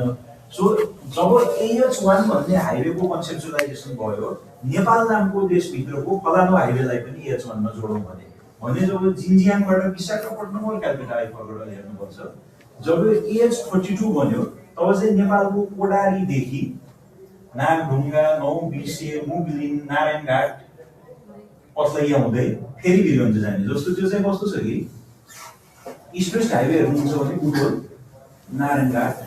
नारायणघाटबाट तपाईँहरूको हेटौडाबाट पथलैयाबाट यो गोज टु काकडभित्ता राइट, यो नारायणघाट होइन। कोडारीपछि समथिङ गर्दै फेरि नारायणघाट आउनुहोस् र यो पथलैयाबाट तल गयो भने पुगिन्छ वीरगञ्ज होइन। सो यति पार्ट चाहिँ नारायणघाट, हेटौडा, पथलैया यो चाहिँ ओभरल्याप छ AH-42 र AH-1 को बिचमा। एक्चुअली हेर्नुपर्छ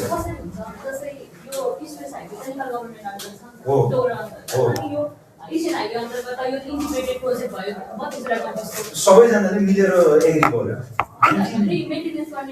मेन्टेनेन्स त पैसा दिँदैन, त्यसले एक पैसा दिँदैन त्यो फन्डले। खालि के हो कि यो हाम्रो हाइवे एउटा डेडिकेटेड नेटवर्कको पार्ट भए हुनाले डोनर एजेन्सीहरूले पैसा दिन्छन्। That is the thing. जस्तो हामीले यसको डेभलपमेन्ट हेर्छौँ भने तपाईँहरूको कोडालीदेखि काठमाडौँ चाहिँ इग्नोरै जस्तो देखिन्छ होइन। पर्टिकुलरली चाइनिज गभर्मेन्टको पाटोमा पर्छ, खासै त्यो ग्रान्ड फ्रीमा फ्रीमा अलिअलि पैसा दिएर अलिकति टालटुल गर्ने, पैरा सोधिदिने भन्दा भए धेरै काम गरेर देखिँदैन।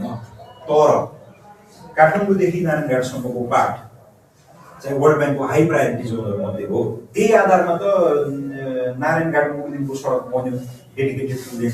अहिले तपाईँहरूको मुगलिनदेखि त्यहाँसम्म के अरे नागढुङ्गासम्म dedicated two lane with climbing lane. Dedicated two lane त सबै छ र जहाँ उकालो छ, उकालो भएको ठाउँमा तेस्रो लेन क्लाइम्बिङ लेन पनि छ र बजार एरियामा 4 लेन छ। बेहाल छ प्रोजेक्ट, कुन सकिने हो थाहा छैन। तर 10 वर्षमा बन्यो नि बन्न त भन्छ नि, 10 वर्ष लाग्दैन भन्न सकिँदैन नेपाल बन्न त भन्छ नि त होइन। सो बेसिकली अनि इस्ट वेस्ट हाइवेमा त डोनरहरूले त धेरै रहर गरेर रहेछ त। अब बनाउन सकिएन, रुग्लो भयो, त नारायणघाट बुटोल रेडिङको पैसा दिँदै छँदैछ, गएको पनि पैसा नि त्यो पैसा होइन। अब त्यस्तै यो कमला ढल्के बुटोल गोरसिङे चन्द्रवटदेखि पूर्वदेखि पश्चिमसम्म पुरै यतितिर उसले के अरे वर्ल्ड ब्याङ्कले त दिन खोजिरहेछ नि त पैसा त। बिस्तारै टाइम लाग्छ हेर्नु, यसले डेभलपमेन्ट गरेपछि त टाइम लाग्छ, गरुन्छ त झम्म लाग्ने पुरै भयो भने। सर त्यो लोन दिएको त हो नि, लोन दिएको त हो नि, लोन पक्कै त ब्याज दिनुपर्छ। तर लोन पनि फरक किसिमको हुन्छ। जापानिज लोन हेर्नुहुन्छ भने 0.01% वर्षको ब्याज, सुरुको 10 वर्ष तिर्नु नपर्ने, 40 वर्षपछि तिर्नुपर्ने, 40 वर्षमा 11औं वर्षदेखि 50औं वर्षसम्म 0.01% इन्ट्रेस्टको दरले तिर्नुपर्ने भने त्यो ठाउँमा चाइनिज लोनको कन्डिसन थाहा छ तपाईँहरूलाई? 10 वर्ष 4500 दिनदेखि ब्याज तिर्नुपर्छ। लोन लिएको 45 दिनदेखि ब्याज तिर्नुपर्छ, रफली 4.5% ब्याज।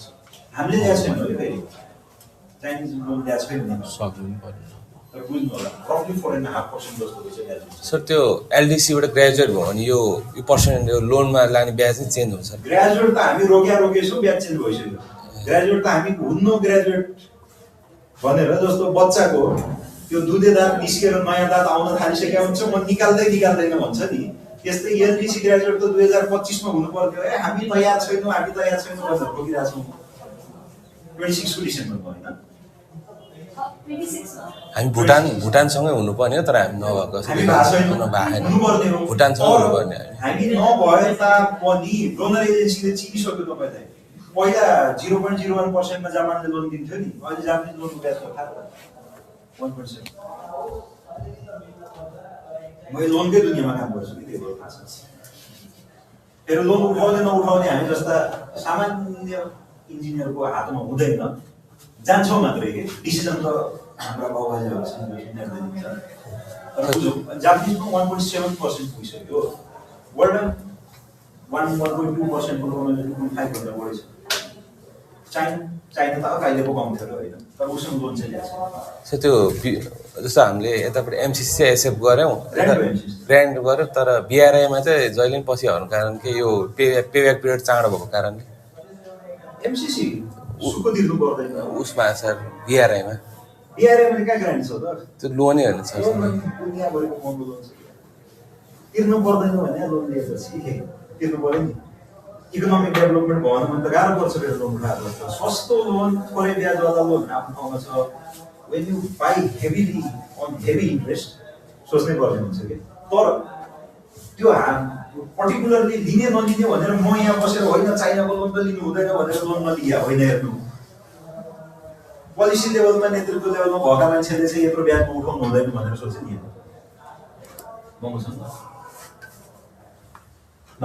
सो यहाँ मैले भन्न खोजेको अहिले जुन मुहिम चलेको छ त्यसरी 4 र 6 लेन गर्न जरुरी छ त पुरै स्ट्रेस हाइवेलाई।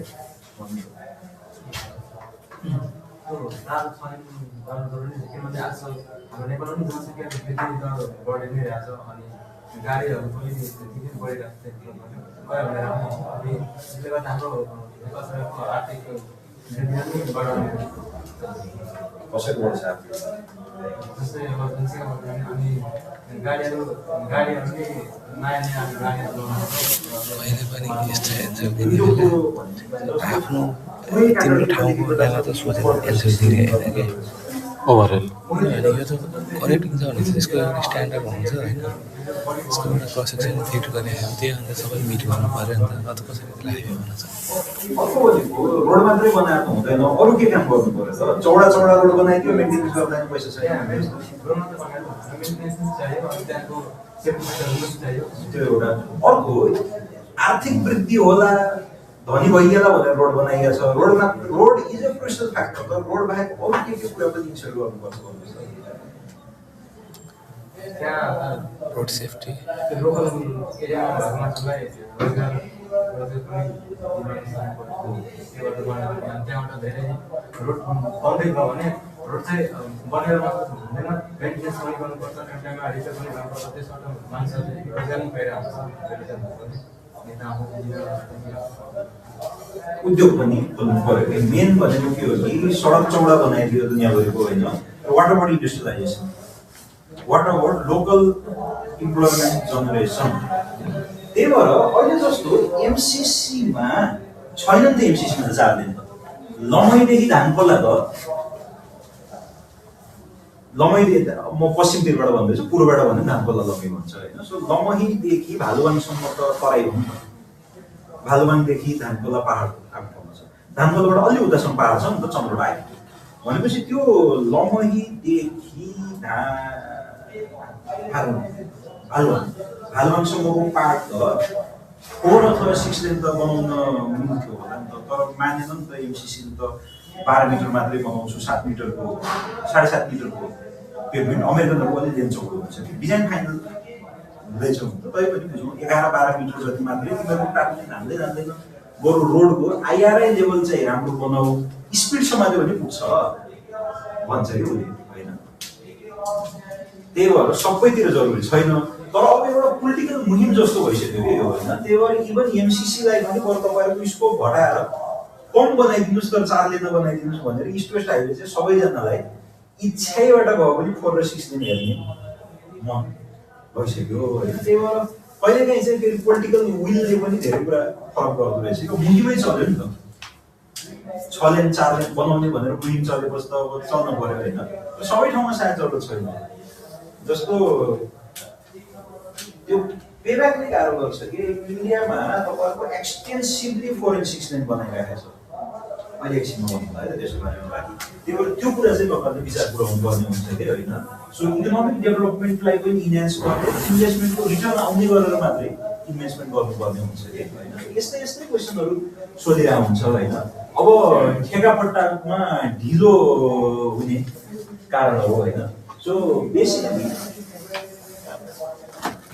नेपालमा टाइममा कुनै पनि प्रोजेक्ट कम्प्लिट भएको जस्तो लाग्दैन, मुठीभर प्रोजेक्ट भन्दा बाहेक। भनेपछि हामीहरूले के गर्दाखेरि चाहिँ ठेकापट्टालाई टाइममा कम्प्लिट गर्न सक्छौँ होला भनेको जस्तो के चाहिँ गर्दा राम्रो होला, के थाहा त होला तपाईँलाई होइन, किन हुन्छ त ढिलो हो भनेपछि के गर्दा राम्रो, ढिलो त हुनु भएन प्रोजेक्ट त। सबैलाई घाटा, ठेकदारलाई घाटा, क्लाइन्टलाई घाटा, जनतालाई त घाटै घाटा कति हुन्छ। के गर्दा प्रोजेक्टमा भएको डिलेजहरू रोक्न सकिएला जस्तो लाग्छ?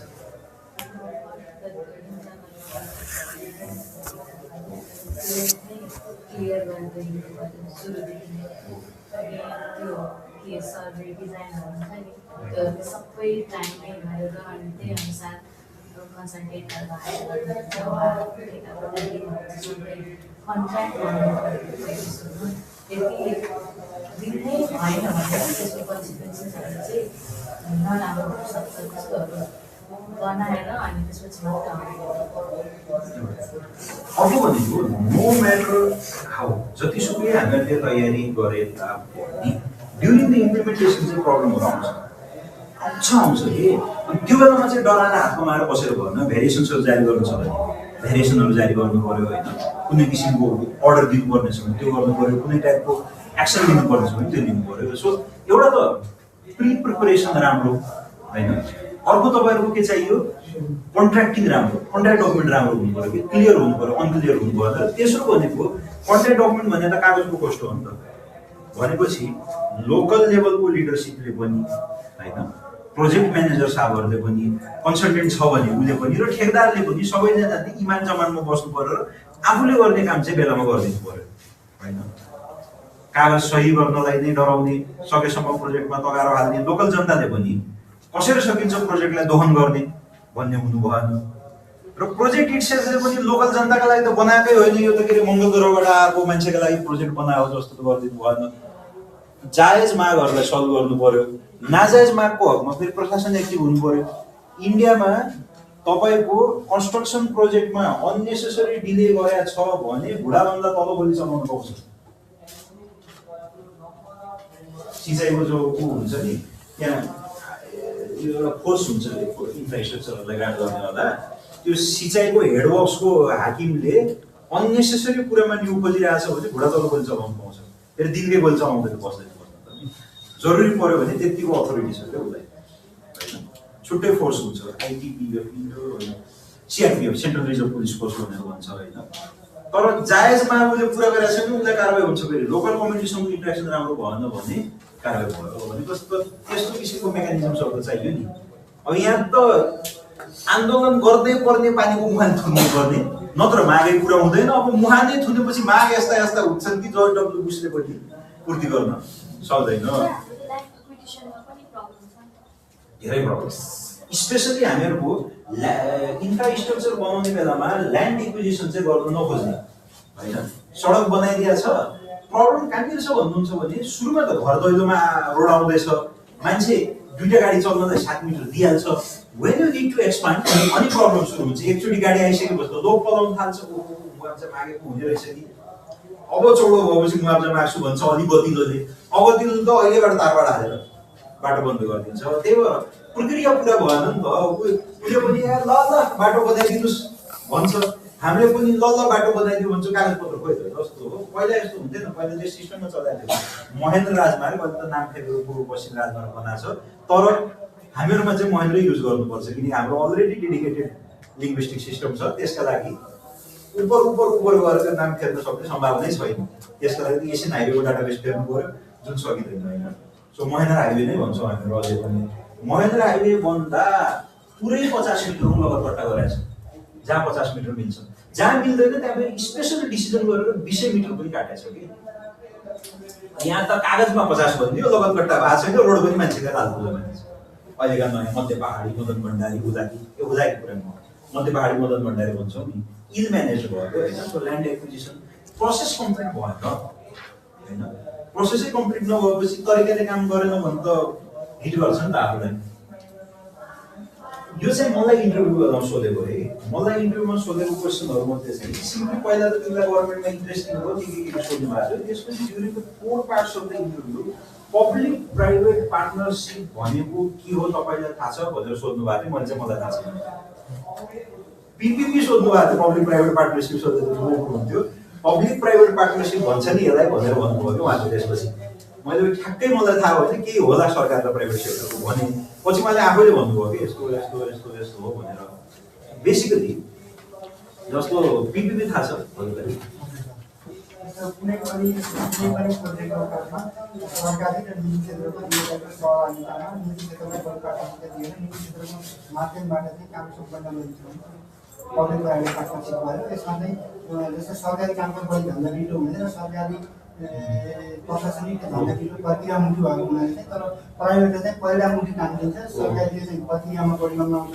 त्यसर्थ सरकारीभन्दा प्राइभेट सेक्टरलाई बढी प्राथमिकता दिएर काम गर्यो भने कुनै पनि प्रोजेक्ट समयमै सम्पन्न हुन्छ र त्यो चाहिँ राम्रो हुने भन्ने हिसाबले चाहिँ यसो जस्तो नेपालमा पिपिपी एकदम हिट भएको कुन सेक्टरमा छ? हिट के सलमान खानको हाइड्रो पावर अनि पिपिपीको पी पनि नदेखिने कुन सेक्टर छ?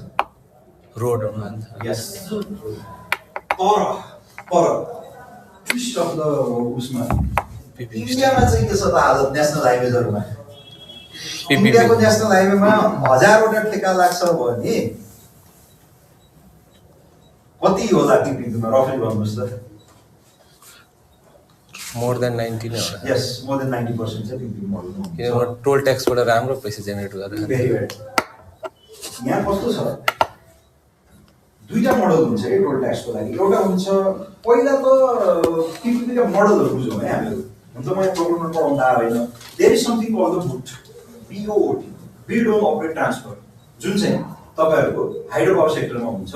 उसले बनाउँछ, डिजाइन गर्छ होइन, then he operates the system, पैसा चाहिँ उठाउँछ ग्राहकसँग र ट्रान्सफर गर्छ 25 वर्षपछि।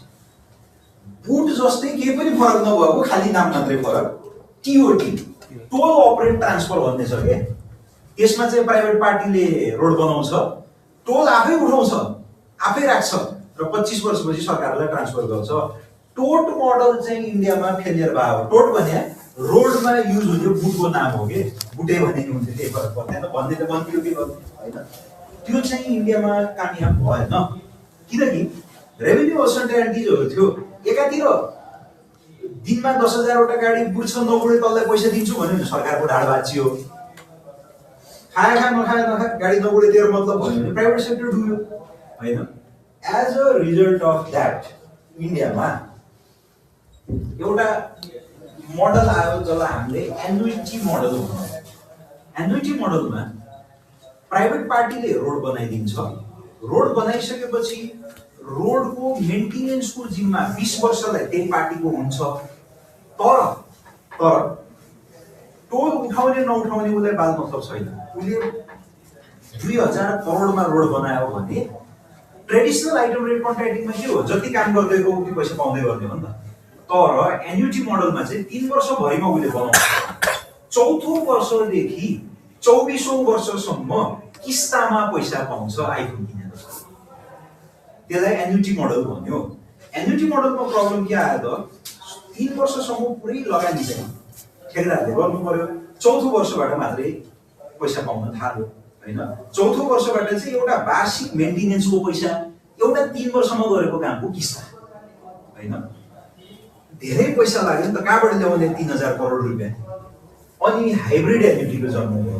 हाइब्रिड एन्युटीमा चाहिँ जति काम गर्दै गयो, मान्नु 3000 करोड मध्ये तपाईहरुले 1000 करोडको काम गर्नुभयो भने 40% चाहिँ काम गर्दै गर्दा पाइँदै गर्छ। जति काम बढ्दै गयो, 1000 गर्नुभयो भने 400, 2000 गर्नुभयो भने 800, 3000 गर्यो भने 1200 करोड चाहिँ तपाईले 3 वर्षमै पाउनुभयो। रहेको 60% जुन छ नि, त्यो चाहिँ किस्तामा आउँछ 20 वर्षसम्म। भने हाइब्रिड एन्युटी भयो के। एन्युटी मोडलमा चाहिँ 4औं देखि 24औं वर्षसम्म किस्ता दिन्थ्यो, 3 वर्ष पुरै आफै लगानी लगाउनु पर्थ्यो। हाइब्रिड एन्युटी मोडलमा चाहिँ तपाईहरुको 50% पहिले दिन्थ्यो, जति काम गर्यो उति फेरि सुरुमै 1500 दिने चाहिँ हैन। जति काम गर्यो त्यति 3 वर्षभित्रमा पायो। बाँकी रहेको पैसा चाहिँ तपाईहरुलाई 20 इयर्सको 10 इयर्सको किस्तामा 3 छ। इन्डियामा हिट मोडल भनेको ह्याम हो, हाइब्रिड एन्युटी मोडल एकदम हिट मोडल। नेपालमा हाइब्रिड एन्युटी मोडल गर्न सकिन्छ कि भनेर एउटा फिजिबिलिटी स्टडी गरिरहेको थियो। त्यो फिजिबिलिटी स्टडी अनुसार चाहिँ लकिली म पनि त्यसमा इन्भल्भ थिएँ। नेपालको 7वटा कानुन फेर्नुपर्ने देखियो होइन, र त्यो 7वटा कानुन चाहिँ अब फेर्न त गाह्रै हुन्छ नि त। त्यही भएर हाललाई चाहिँ लिमिटेड छ नि त, 3 वर्षमा प्रोजेक्ट सक्नुहुन्छ, 8 वर्ष कानुनले संशोधन हुन लाग्ला। त्यही भएर अहिलेलाई चाहिँ हाइब्रिड एन्युटी नगर्ने भनेर यो किसिमको कानुनहरू फेर्नुपर्छ भन्ने प्रतिवेदन चाहिँ गभर्मेन्ट अफ नेपाललाई सब्मिट गरेर क्लोज गऱ्यौँ। सो हाम्रो चाहिँ कानुनले गर्दा पिपिपी रोड सेक्टरमा त्यति पोसिबल नरहेछ होइन। बेसिकली त्यहाँ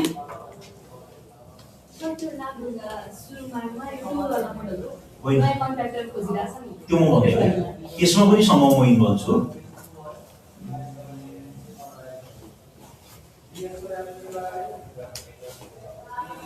पछिल्लो यहाँदेखि निजगढसम्मको एउटा पुल पर्छ नि, त्यो 10-12 वर्षपछि यति डिले भइसक्यो। स्पेस हाइवेमा हजुर त्यो बेली ब्रिज बनाएको नि त्यहाँबाट तलबाट जानुलाई त्यहाँनिर हजुर 10-12 वर्ष भइसक्यो। यो कानुनी प्रावधानहरू चाहिँ फेर्नुपर्ने रहेछ कि फोटो नखिच्नु है, फेरि गभर्मेन्टको क्लासिफाइड गभर्मेन्ट हो होइन। सो यो नियमावलीको यो नियम अन्तर्गत यो हुनुपर्ने, यो नियम अन्तर्गत यो हुनुपर्ने, यो नियम अन्तर्गत यो हुनुपर्ने होइन। अनि हाम्रो 5वटा कानुनी संशोधनहरू चाहिँ आवश्यक पर्दो रहेछ कि। पिपिपीको लागि हाम्रो ऐन त छ होइन सर? छ, त्यो ऐन चाहिँ हाइब्रिड एन्युटी मोडल नधाम्दो रहेछ। त्यसको लागि चाहिँ यहाँ छ यो खेलो छ, किन मिल्दैन त्यहाँ बुझ्नु होला। अब अहिले हामी कानुनी उसमा त त्यति जानुपर्ने छैन। यसको अझ डिटेल यो छोटकरीमा भयो होइन, अर्को डिटेल 7 पानाको प्रतिवेदन पनि थियो हामीले दिएको होला। यो 2 पानाको छोटो भयो ब्रिफिङको लागि मात्रै। बेसिकली के बुझ्नु, नेपालको कानुनी फ्याक्टरले हाइड्रो पावर सेक्टरमा पिपिपी एलाउ गर्यो। रोडका लागि टोट भन्ने मोडल जुन इन्डियामा त फेल भइहाल्यो त्यो चाहिँ मिल्छ।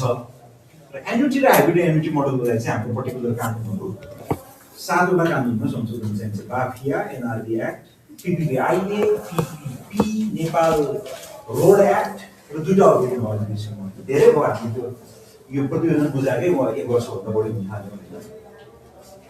अर्को यो सिग्नेचर ब्रिज भन्ने छ कि होइन, जस्तो तपाईँहरूलाई यो सिग्नेचर ब्रिज भने के हो भनेर थाहा छ?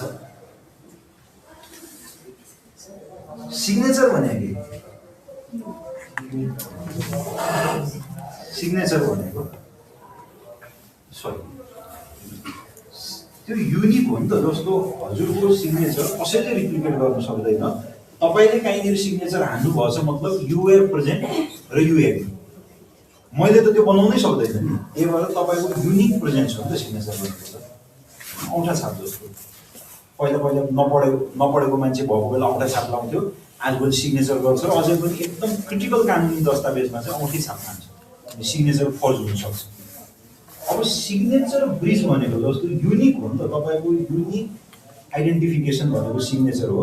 सिग्नेचर ब्रिज के होला त?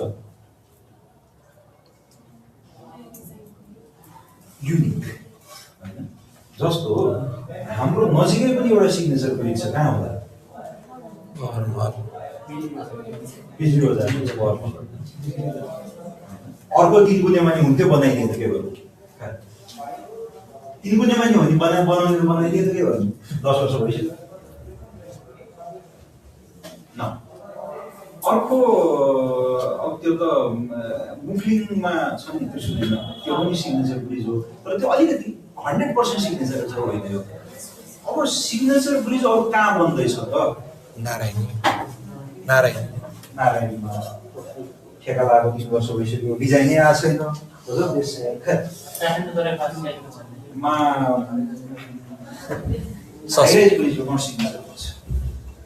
सिग्नेचर त ठ्याक्कै द्याट पर्टिकुलर सिग्नेचरै जस्तो हो कि सिग्नेचर भनेको केवल स्टेटलाई सस्पेन्सनलाई मात्र सिग्नेचर भनेको ब्युटिफिकेसन भएर when that looks unique तब मात्रै हाई राइज भन्न मिल्यो, balance cantilever, continuous whatever you can say भन्नु सक्नु। सिग्नेचर ब्रिजका लागि सुदर्शन सेतु द्वारकाको ल मयुरको प्वाख जस्तो सेपमा पिलियन छ क्या त्यसको।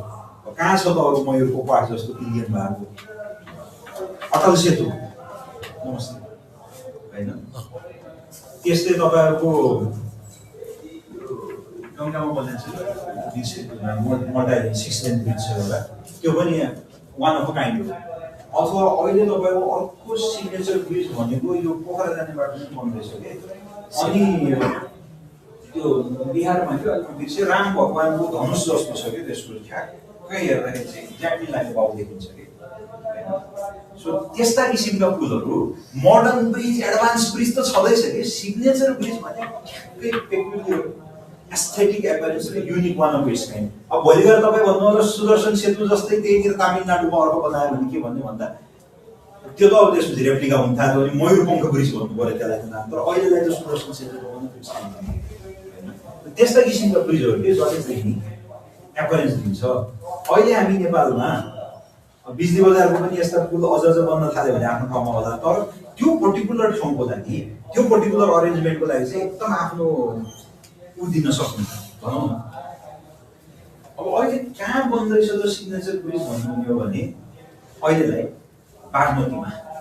बागमती खोलामा इस्ट वेस्ट हाइवेको एक्जिस्टिङ बागमती पुलको डाउन स्ट्रिममा बन्दैछ 4 लेनको, तिनाउमा बन्दैछ होइन। बन्दैछ भनेर तपाईँहरू सोच्नु होला भोलि बुटल गयो भने पुल देखिन्छ भनेर। भाग्यले साथ दियो भने 10 वर्ष, किनकि प्रोक्युरमेन्ट छ, नेपाली ठेकेदारहरू ढिलो गरिहाल्छन्, जग्गा विवाद आइहाल्छ। भाग्यले साथ दियो भने 10 वर्षमा यी देख्ला नि पुलहरू होइन। हामी भन्नु अर्को सिग्नेचर ब्रिज या मानिकी के भन्ने एउटा खोलामा बनाउँदैछ पोखरा जाने बेलामा दमौलीबाट उता हो। सो एउटा मेरो कुरा जस्तो सिग्नेचर ब्रिज बनाउने कि नबनाउने भन्ने क्वेसन हो कि नर्मल पुल र सिग्नेचर पुलको बिचको कस्टको डिफरेन्स थाहा छ तपाईँहरूलाई?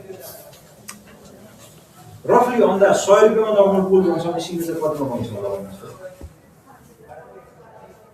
अलमोस्ट 20 रुपियाँ जस्तो लाग्छ। 200 रुपियाँमा पुल त बन्दैन। तर भनेपछि हामीले सिग्नेचर पुल बनाउने कि नबनाउने भन्नुहोस् त? हो त्यो कुरा जहाँ जरुरत छ, जहाँ टुरिज्म इन्हान्समेन्ट हुन्छ, जहाँ चाहिँ मान्छे एट्र्याक्ट हुन्छन्। जस्तो सुदर्शन सेतुलाई होइन, त्यो पञ्चायत भन्ने सिरियलको गाउँको नाम के अरे फुलेरामा लगेर सुदर्शन सेतु बनाएर त भएन नि त। सुदर्शन सेतु त द्वारकामै बनाउनु पर्यो, जहाँ चाहिँ हजारौँ तीर्थयात्री द्वारका भने चाहिँ पछि कृष्ण भगवानले त्यहाँ मथुरामा चाहिँ त्यो उसको पंशको ससुराले हैरान गर्यो, अट्याक गर्दा गर्दा गर्दा गर्दा 17 चोटि अट्याक गरेपछि दिक्क लागेर यहाँबाट हुँदैन भनेपछि पुरै राजधानी एडमिनिस्ट्रेटिभ सेन्टर चाहिँ द्वारकामा लगेर सार्नु भयो होइन। त्यो समुद्रसँग के जमिन मागेर पछि समुद्रले डुबाउनु अझै पनि केही बाटो छ, मान्छे त जान्छन् द्वारका त भने कति हो कति द्वारका जान्छ 4 दिन नगएको होला र भन्नु न होइन। यत्रो 142 करोड मान्छे छ, मजाक हो। त्यस्तो ठाउँमा बनाउनु पर्यो कि सुदर्शन सेतु होइन, लगेर फुलेरामा बनाएर त भएन है। त्यो कुरो चाहिँ हो कि। र अर्को कुरा भनेको अलि सिग्नेचर ब्रिज भएपछि तले एट्र्याक्टिभ पनि त हुनु पर्यो नि त होइन। सो डेकोरेसन पार्टहरूलाई पनि ध्यान दिनु पर्यो। अनि मान्छे सोलर पावर भन्छन्, सोलरको चाहिँ म विरोधी होइन। सोलर पावर ब्रिज र रोडमा चाहिँ सम्भव छैन, हामी सबै गर्न सक्दैनौँ कि। हाम्रो त पावर उसै क्लिन हो, कन्समा थर्मोन्युक्लियर र कोइलाको पावर र हाइड्रो पावरको। त्यही भएर तपाईँहरूले बत्तीमै चलाउनु पर्छ है सिग्नेचर ब्रिजलाई चाहिँ। सोलरले के 200-300 किलोवाट चाहिन्छ, त्यो पुललाई कहाँबाट ल्याउने त? त्यो सोलर पुरा खोलाभरि सोलर लगाए मात्रै हो होइन। र अब यो रोड सेफ्टीको केसमा चाहिँ अघि हामीले त्यो कुरा गरिसक्यौँ होइन। सो हाम्रो यहाँ रोड सेफ्टीलाई इन्हान्स गर्नलाई के छ त, कहाँनिर कमी भइरहेछ त? 50% पुऱ्याउँछौँ, 3000 जना वर्षको मर्दै थिए, 50% पुऱ्याउँछौँ भनेको 6000 पुगिसक्यो। रोड नेटवर्क बढाएको छ भनेपछि के गर्न सक्छ त भन्नुहोस् त? जस्तो सेफ्टीलाई इन्हान्स गर्नलाई अलिकति खतरा कुरा चाइना जस्तो त कहाँ सक्छौँ र हामीले के कुरामा विचार पुऱ्याउँदा हाम्रो रोड सेफ्टी राम्रो हुन सक्छ? लाइसेन्स दिने भएर प्र्याक्टिकल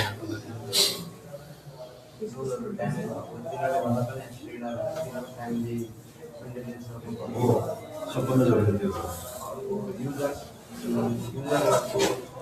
inadequate knowledge या फिर तिनीहरूले गर्दा पनि एक्सिडेन्ट भएको छ अनि रुल्स एन्ड रेगुलेसन्स जुन बनाएको छ त्यो राम्ररी फलो जस्तो अहिले म चाहिँ त्यो रोड सेफ्टी हेर्ने युनिटमा अहिले बसिनँ होइन म बढी मोस्ट अफ द टाइम प्रोग्रामेन्टमा हो तर अहिले करिकुलम डेभलपमेन्ट सेन्टरले 10 क्लाससम्मको सिलेबसमा सामाजिक शिक्षामा सडक सुरक्षा राख्नका लागि एउटा च्याप्टर डिजाइन गर्दैछ रोड सेफ्टी हेर्ने युनिटको साथीहरूलाई चाहिँ हिजो थियो साँझ 6 बजे सिडिसीको अध्यक्षज्यू उहाँ चाहिँ न्युतो थियो 6 बजेदेखि त्यो गयो होला त्यो रातको 9 बजीसम्म मिटिङ होइन त्यही भएर मेन युजरमा पनि फोकस गर्नु पर्यो 3 इन्जिनियरिङ इन्फोर्समेन्ट र इन्जिनियरिङ एजुकेसन इन्जिनियरिङ भनेको रोडको इन्जिनियरिङ इन्फोर्समेन्ट एजुकेसन 3 इजहरुमा फोकस गर्नु पर्यो हैन इन्भाइरोमेन्ट त इन्जिनियरिङमै आयो रोड इन्भाइरोमेन्ट र रोड डिजाइन दुईटा भयो हैन त्यो कुराहरु अब उहाँ यो बन्ने सोध्नुको कुरा आयो के नागढुङ्गा सुरुङको अपरेसन र टोल रेट जल्दो बल्दो कुरा मेन फन्डा के हो जातिहरूले नागढुङ्गा टनल बनाइदिए ग्रान्ट हो सरी सफ्ट लोन छ 0.01% ब्याज 10 वर्ष तिर्नु नपर्ने सुरुङ बनेपछि 40 वर्षपछि तिर्नुपर्ने अब कुरो के छ कि यो त लङ टनल हो 200 मिटरको टनल भएर त अरु कुरा भन्नु यहाँ भित्र भेन्टिलेसन मात्रै 50 करोड रुपैयाँ जति छ 16 वटा सेट पंखाको छ एउटा पंखा 3.5 करोड रुपैयाँ पर्छ जापानबाट ल्याएको छ हैन त्यो त पंखा हो इलेक्ट्रोनिक्स कति हो कति भित्र तपाईहरु म त फेरि सुरुङ बन्दाखेरि देखि त्यो सुरुङ भित्र गएको भएछु सपोर्ट प्याटर्न हाल्नुन्जेल अरु गर्नुन्जेल त्यहाँ म फेरि डाइरेक्टली कन्स्ट्रक्सनमा इन्भल्भ होइन तर सुरुङ सम्बन्धी फाइलहरु जुन चाहिँ माथि अर्थ मन्त्रालय परराष्ट्र मन्त्रालय वगैरा मन्त्रालय जानु पर्थ्यो त्यो चाहिँ युजुअली नेपालको प्रशासनिक व्यवस्था त त्यही भने डिफरेन्ट फिल्ड अफिसरले माथि पठाउँछन् र माथि चाहिँ एकजना उपसचिव र एकजना इन्जिनियर उपसचिवलाई डी भन्छ डी र इन्जिनियरको टिम हुन्छ उले त्यो फाइल हेरेपछि जहाँ जाने हो त्यहाँ जान्छ हैन सो नागढुङ्गाको त्यस्तो कन्स्ट्रक्सनको र सुपरभिजनको त्यस्तो फाइल हेर्ने इन्जिनियर चाहिँ म पनि थिएँ अहिले छु अब यतिकै त फाइल सही गर्नु भएन त आँट आउँदैन हैन गएर हेर्नु त पर्यो त्यो सपोर्ट प्याटर्न चेन्ज हुन थाल्यो भनेपछि देखाउँ किला काटा कहाँ आउनु भनेर गइरहेको धेरै टनल एक्सपर्ट भन्दै कोही पनि so basically tunnel is ready and it's very complicated अहिले जानुभयो त भित्र चिल्दै देखिन्छ तर हामीले हतार रूपमा पनि देख्या हुँदैन कतिचोटि मोडिफिकेसन गरियो कति इन्फोर्समेन्टहरू गरियो होइन आफैले थाहा छ टनल इज रेडी अब चलाउनु त पर्यो टनल भने त तरकारी पसल त होइन नि त दुईटा कुरा एउटा भनेको टोल उठाउने भनेर भन्नु how do determine the toll determine गर्ने बेलामा जनतालाई सर्टेन केही फाइदा भइराखेको छ सबै फाइदा दियो भने त अनि व्यापारीलाई हामीलाई के फरक भयो सो फाइदाको 60 to 70% जति लिएर चाहिँ टोल दिनुपर्छ त्यो पनि कब मात्रै जस्तो एउटा क्वेसन सोध्छु है म हजुरलाई कुनै बेलामा टोल दिन पाइन्छ कुनै बेलामा दिन पाइँदैन नागढुङ्गा टनल र सिद्धबाबा टनलै हो दुईटै सिद्धबाबामा टोल छैन सिद्धबाबामा टोल छैन नागढुङ्गामा चाहिँ टोल छ भनेपछि कुन बेलामा चाहिँ टोल लिन मोरली जस्टिफाई हुँदो रहेछ कुन बेलामा नहुँदो रहेछ र्यान्डम गेस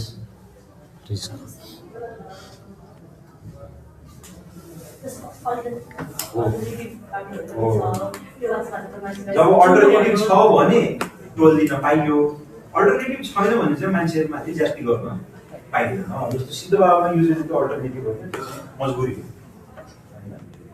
सो नागढुङ्गाको अल्टरनेटिभ रहेछ 45 मिनेट बाँच्दो रहेछ फ्युल बाँच्दो रहेछ वगैरा काठमाडौँ गरेर के गरियो त टोल उठाइयो अब टोल किन उठायो त वास्तविक रूपमा के रे हुम्लामा विद्यालय बनाउनलाई त उठायो हैन त्यसकै मेन्टेनेन्स गर्नको लागि उठाउनु परेको हुनाले उठाएको हो सो बेसिकली अब अरु इन्फ्रास्ट्रक्चरमा लाइक रोड बिल्डिङ पार्किङ लटमा चाहिँ एजेन्सी आफैले पनि मेन्टेन गर्न सक्छ बट टनल चाहिँ कम्प्लिकेटेड छ 50 करोडको त बन्दै छ त्यहाँ भनेपछि यसलाई अपरेटिङ मेन्टेन गर्नका लागि अहिले त हामीसँग टनलहरुको स्ट्यान्डर्ड अपरेटिङ प्रोसिजर एसओपी छैन तर हामीले जापानिज एसओपी हेर्दाखेरि हाम्रो टाइपको टनलको लागि चाहिँ यो कुराहरू चाहिँ चाहिँदो रहेछ भनेर फेरि तपाईँ जापानिज मात्रै भन्नुहुन्छ चाइनिज एसओपी पनि कडा छ जस्तो चाइनाको अहिले त्यो एउटा highest bridge twin tunnel duplex के भन्ने छ नि 5 वटा हेलिकप्टर स्ट्यान्ड बाई हुन्छ हाम्रोमा पर्दैन भनेको जति कम्प्लेक्स भयो त्यति बढी सो दिस एन्ड द्याट गर्दा तपाईँहरूको अपरेसन एन्ड मेन्टेनेन्स गर्नलाई चाहिँ एउटा सर्भिस प्रोभाइडरै चाहियो सर्भिस प्रोभाइडर चाहियो त्यो सर्भिस प्रोभाइडरको कस्ट र टोल ब्यालेन्स हुने गरी अहिले जुन टोल उठाउँदैछु योभन्दा अझ बढी उठाउन पाइन्छ 70% कन्सेप्टले तर पर्दैन किन जनतालाई दुःख दिनु सर्भिस प्रोभाइडरको पैसा र टोलको पैसा ब्यालेन्स हुने गरी टेन्टेटिभ भेहिकल फ्लोमा 10% आउँदैनन् भन्ने एजुकेसन समेत लिएर चाहिँ टोल निस्केको 65 रुपियाँबाट सुरु हुन्छ के हैन 65 रुपियाँबाट what is the service provider भन्ने हो भने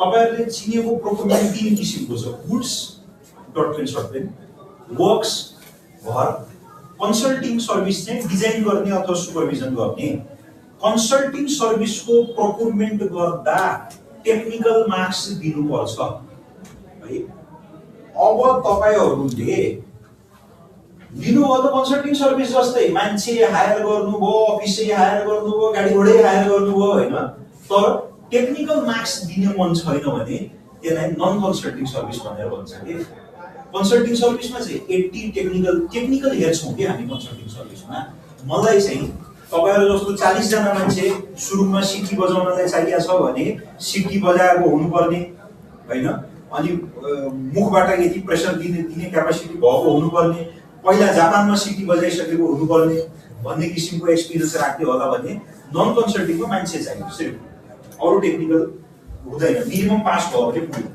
मार्क्स हुँदैन पास अथवा फेल बाजरलाई काटा बाइ पास जति मध्ये लोएस्ट दिन्छौं no technical marks that is known as the non consulting service अहिले नागढुङ्गा टनलको टोल निकालेको चाहिँ त्यही सर्भिस प्रोभाइडर जसलाई हामी नन कन्सल्टिङ सर्भिस भन्ने बिडिङ डकुमेन्टबाट हायर गर्छौं त्यसको खर्च थाम्ने गरी मात्रै हो अझ बढी उठाउनु मिल्थ्यो होला 70% ले त र त्यो सब पीपीपी मोडल चाहिँ होइन यसमा चाहिँ विशुद्ध रूपमा सर्भिस प्रोभाइडरले मासिक तलब पाउँछ टिम लिडरको यदि फोहोर सफा गर्नेको यदि चलाउनेको यदि मासिक तलब पाउँछ घर भाडाको यदि एम्बुलेन्सको भाडा यदि डाक्टरको यदि भनेर मासिक रूपमा तलब पाउँछ उसलाई के मतलब छैन राजस्व उठोस् नउठोस् तर अब यहाँ बसेर जा फ्रीमा जा भनेर पठाउनु चाहिँ होइन उठाउनु चाहिँ पर्छ नत्र कारबाही हुन्छ तर गाडी नै आएन ग्राहकै आएन र राजस्व उठेन भनेपछि उसको तलब रोकिनेवाला छैन उसको तलब छुट्टै हो राजस्व छुट्टै हो राजस्व चाहिँ उसले बकाइदा दिनभरि कलेक्सन गरेपछि साँझ लगेर नेपाल सरकारको राजस्व खातामा दाखिला गर्नुपर्छ र घाटा नाफा गभर्नमेन्टको कोही ग्राहक आएन टनल खाली भयो एक पैसा उठेन भनेपछि उसको तलब चाहिँ रोकिदैन भनेर बुझ्नु होला हैन सो किन यसलाई चाहिँ तपाईहरुको अब एउटा जरुरी कुरा आउँछ कि टनल त गाह्रो रहेछ नि त अपरेट गर्न हैन टोल उठाए पनि जनताका टाउकोमा पर्यो नउठाए त जन सरकारकै टाउकोमा पर्यो भनेपछि अब धेरै टनल बनाउने किन बनाउने जियाबारी भन्या छ यहाँ भन्या छ उहाँ भन्या छ 16 वटा टनल बनाउन तयारीमा छ एउटै नागढुङ्गाको टनलको 30 करोड रुपैयाँ वर्षको अपरेसन चार्ज छ हो कस्तो ठाउँमा बनाउनु पर्यो त जहाँ जियोलोजिकल अनेस्ट हो जहाँ चाहिँ इकोनोमिकल रिटर्न्सहरु हाई छ अझका भरमा टनल बनाउनु रोड त बरु सुरुमा एकचोटी लगानी लाग्ने हो डुबे त्यही डुब्छ मेन्टेनेन्सको धेरै कस्ट छैन टनल त गलत ठाउँमा बनायो भने त कसै पछि तपाईहरुको इकोनोमिक फाइनान्शियल मेन्टेनेन्सको कस्ट पनि ढाल्सेको रहेछ सुरुमै पैसा अनि पैसा छ भनेर अब यदि बनाउनु धेरै बनाउनु हैन तर त्यो सँगसँगै Koteshwar what is happening in Koteshwar भन्नुस् त कोटेश्वरमा के हुँदैछ यो 3 गुणे जडीबुटीबाट 3 गुणे जान चाहिँ भेरी इन्ट्रेस्टिङ जाम चाहिँ हुन्छ भन्नु हजुर एयरपोर्ट भुइँबाट रोड जानु हो That is known as the Koteshwar Intersection Improvement Project. किपको कन्सेप्ट कस्तो हो भन्नुहुन्छ भने मनाराको खोलाबाट सुरु भएर एयरपोर्ट भित्र छिरेर तिनकुनेका माथिबाट आएर अहिलेको बागमती पुलमा आउने एउटा 800 मिटर यता कति मिटर उता र बीचमा एउटा सुरु गरेर 1.7 किलोमिटरको कम्प्लिकेटेड स्ट्रक्चर।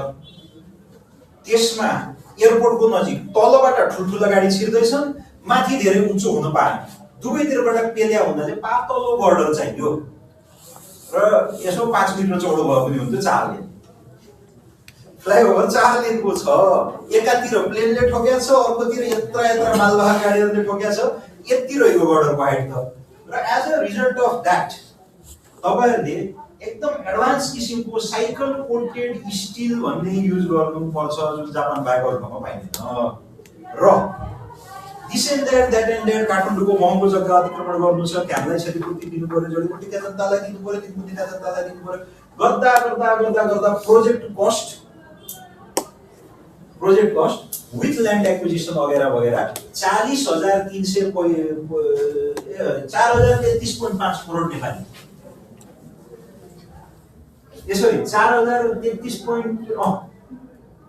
ल्यान्ड एक्विजिसन डिसेन्डेड गरेर 4033 पोइन्ट समथिङ चाहिँ पुग्यो, जसमध्ये जायगाले चाहिँ 3900 होइन यो 40.35 बनाउनु होला, यो 40.35 अरब येन हो कि 39 चाहिँ नेपाली पैसा हो, जसमध्ये 3400 करोड 34 अर्ब रुपियाँ जापानले सफ्ट लोन दिन्छ, बाँकी चाहिँ आफैले तिर्न पर्ने हो। भनेपछि अब कोटेश्वरमा यस्तो किसिमको अल्ट्रा प्रो म्याक्सको जरुरत हो त?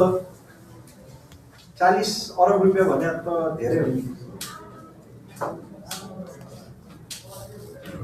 अरू कुनै यसो तपाईले विचार गर्दा के अरू गर्न सकिन्छ जस्तो लाग्दैन कोटेश्वरमा? नयाँ अलाइनमेन्टहरू खोल्न सकिन्छ। वाटरबाट मनारा कोरिडोर कोरिडोर छ, पशुपति र नयाँ एयरपोर्ट भित्रबाट पनि जङ्गल। पशुपतिबाट त मिल्दैन, एयरपोर्ट भित्र त यही चिज एयरपोर्ट भित्र आउनाले त यत्रो लड्न भएको छ। Mannara corridor is good option. अथवा भनौँ न 2-4 दिनको जामका लागि गर्ने इन्भेस्टर्स काइन्ड अफ मनी हैन, सस्तै ब्याज भयो त ब्याज गर्नु हैन। अनि यो अहिले एकदम चलेको ओभरपास र फ्लाइओभरको काम बाटो फ्लाइओभर मेन कस्तो हो कि हजुर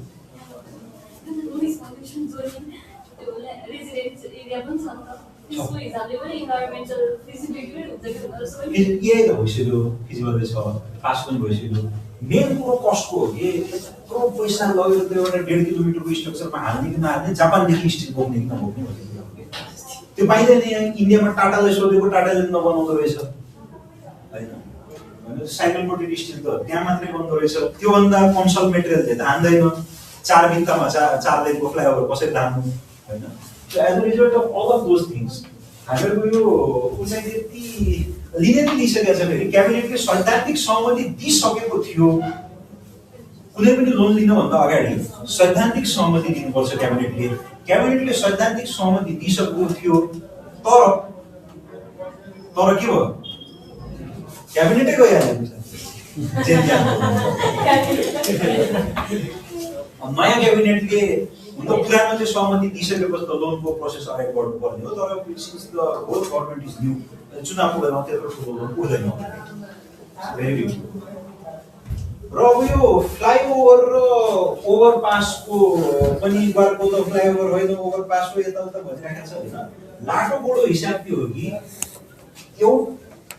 कुनै पनि एउटा रोड जमिनको लेभलभन्दा माथि गइराखेको छ भने त्यो होल सिस्टमलाई चाहिँ हामीहरूले ओभरपास सिस्टम भनेर भन्छौँ, फ्लाइओभर पनि भन्छौँ। अमेरिकनहरूले फ्लाइओभर भन्छ, ब्रिटिस सिस्टममा चाहिँ ओभरपास पनि भनेर भन्छ होइन। त्योभन्दा बाहेक केही पनि होइन। मजाले हो मान्छे ग्वार्कोको त फ्लाइओभर होइन, फ्लाइओभर त के अरे विदेशतिर हुन्छ भन्छ। सिम्पली के हो कि विदेशतिर भएको इज द एलिभेटेड रोड, पुरै रोड एलिभेटेड छ नि त, त्यो हो। हाम्रो हो फ्लाइओभर पनि हो, ओभरपास पनि हो। तपाईहरुको दुईटा तरिकाले ग्रेड सेपरेसन गर्न सकिन्छ। एउटा भनेको चाहिँ ग्वार्कोको चारैतिरको पान पसल, मिठाई पसल रोड पुरै एउटा लेभलमा छ। एउटा मात्रै रोडलाई माथि लग्यो भने that is known as the flyover अथवा ओभरपास। 2-3वटा रोडलाई पनि एउटाको माथि अर्कोको माथि अर्को गरेका छौँ भनेपछि that is known as interchange, flyover interchange होइन, हो चाहिँ फ्लाइओभर नै। फेरि अरू जमिन छ, पान पसल पनि एउटै लेभलमा छ होइन, कुखुरा पसल पनि एउटै लेभलमा छ, रोड पनि एउटै लेभलमा छ। रोडहरू चाहिँ सर्टेन सेलेक्टेड रोड माथि जाँदैछ नि, द्याट्स द फ्लाइओभर मेकानिजम होइन। पान पसल, कुखुरा पसल, रोड, जेरी पसल सबै एउटै लेभलमा छ र रोडहरू तल जाँदैछ नि, that's known as the underpass होइन। There is not much difference. र जे कुरालाई चाहिँ यो फ्लाइओभर हो भनेर देखाएको थियो त्यो चाहिँ पुरै रोड माथि उठ्यो भने द्याट्स नि एलिभेटेड एक्सप्रेस वे होइन। र जुन यो यस्तो यस्तो के भएको देखाउँथ्यो नि जाल जस्तो, त्यो चाहिँ इट्स एन एलिभेटेड इन्टरसेक्सन है। त्यो फ्लाइओभर र ओभरपास भन्नुमा फरक छैन। आजकल एउटा अर्को टर्म चलेको छ, भेहिकल ओभरपास र भेहिकल अन्डरपास, भियुपी भिओपी। त्यो दुईटै यसकै टाइप हो। यदि मेजर रोड उठिरहेछ भने तपाईहरुको अन्डरपास हो, मेजर रोड तल छ भने चाहिँ ओभरपास हो। त्यो छोडिदिनु, त्यसलाई नजाउँ, यहाँ बुझौँ, कुरा एउटै हो। अर्को एउटा यो एकदम नयाँ तिनाउ भनेको थिएँ नि अहिले मैले, तिनाउको पुल चाहिँ ग्रिन रेजिलिएन्ट इन्फ्रास्ट्रक्चरको कन्सेप्ट माथि हो कि। ग्रिन रेजिलिएन्ट इन्फ्रास्ट्रक्चर के हो भनेर चाहिँ हेर्नु होला, यसमा सस्टेनेबिलिटी एकदम जोडिएको हुन्छ। के सोशल फ्याक्टरहरू, इन्भाइरोमेन्टल फ्याक्टर्सहरू चाहिँ हुन्छन् होइन। अहिले यो ग्रिन रेजिलिएन्ट इन्फ्रास्ट्रक्चरको कन्सेप्टबाट तिनाउको पुल बन्दैछ र एउटा सेफ कोरिडोर भन्ने कन्सेप्ट पनि छ कि। यो भनेको कस्तो, इन्डियामा हिट भएको कन्सेप्ट। इन्डियामा चाहिँ एउटा सर्टेन रोड स्पानलाई सेलेक्ट गर्ने, त्यहाँ सेफ्टी रिलेटेड काम पनि गर्ने, हस्पिटलहरूलाई इक्विपमेन्ट पनि दिने, पुलिस स्टेसनलाई गाडी साडी काट्ने के हुन्छ कि त्यो पनि दिने गरेर इन्डियामा हिट। नितिन गडकरीले बार यो के अरे पुणे एक्सप्रेसवे में एससीडीपी में ऐसा कर दिया होइन, त्यसपछि भोपाल में एससीडीपी ने ऐसा कर दिया होइन, उता तेलंगानामा ऐसा कर दिया भनेर भनिरहेको हुन्छ होइन। सो एससीडीपी धेरै हिट भएर वर्ल्ड ब्याङ्कले नेपालमा पनि एससीडीपी गरौँ भनेर गरायो। 3 वर्षको कन्ट्र्याक्ट प्रोजेक्ट अलमोस्ट सकिन थाल्यो। दुनियाँभरिका एक्सपोर्ट पालिए, महिना 20 लाख रुपियाँ तलब खानेसम्म। तर as a result of one thing led to another खासै कामयाब चाहिँ छैन एससीडीपी नेपालमा। न गाडी घोडा किन्न सकिया छ, न इक्विपमेन्ट बनाउन सकिया छ, न सफ्टवेयर बनाउन सकिया छ होइन। त्यो चाहिँ नेपालमा खासै कामयाब छैन। एससीडीपी 15-16 करोड रुपियाँ वेस्ट चाहिँ गयो। वेस्ट त किन गयो, जस मान्छे भयो, रोजगारी पायो, नेपालीले पायो, खैरेले पायो, सबैले पायो रोजगारी चाहिँ, तर आउटपुट चाहिँ केही पनि आएन कि होइन। सो एससीडीपी नेपालमा पनि ट्राई गरे हो, बट राम्रो छैन। फेरि यो भन्दै हिँड्यो भने यो एससीडीपीको मान्छे मलाई पिट्दै हिँड्दा होइन, बाहिर कुरा नगर्नु। तर एससीडीपी कामयाब छैन नेपालमा, इन्डियामा चाहिँ कम कामयाब छ होइन। हाम्रो केसमा चाहिँ खासै राम्रो आउटपुट आएन। 15-16 करोडको वेस्टमा फुल फर्म के भन्नुहुन्छ? हजुर, SCP safe corridor demonstration project होइन। ग्रिन रेजिलिएन्ट इन्फ्रास्ट्रक्चर छुट्टै हो, यसका लागि कोही विदेशी खैरे हायर गरेको छैन। तिनाउको ब्रिज चाहिँ जीआरआई ग्रिन रेजिलिएन्ट इन्फ्रास्ट्रक्चर डेभलपमेन्टको प्रिन्सिपलहरूका आधारमा बनाइने हो। अहिलेसम्म कुनै विदेशी आएको छैन। सेफ कोरिडोरमा चाहिँ दुनियाँभरिको एक्सपर्टहरू चाहिँ हायर गरेका छ। मैले पढाउने कति धेरै गुरुहरू हुनुहुन्छ एक्सपर्टमा होइन, तर खासै आउटपुट चाहिँ आएको छैन कि।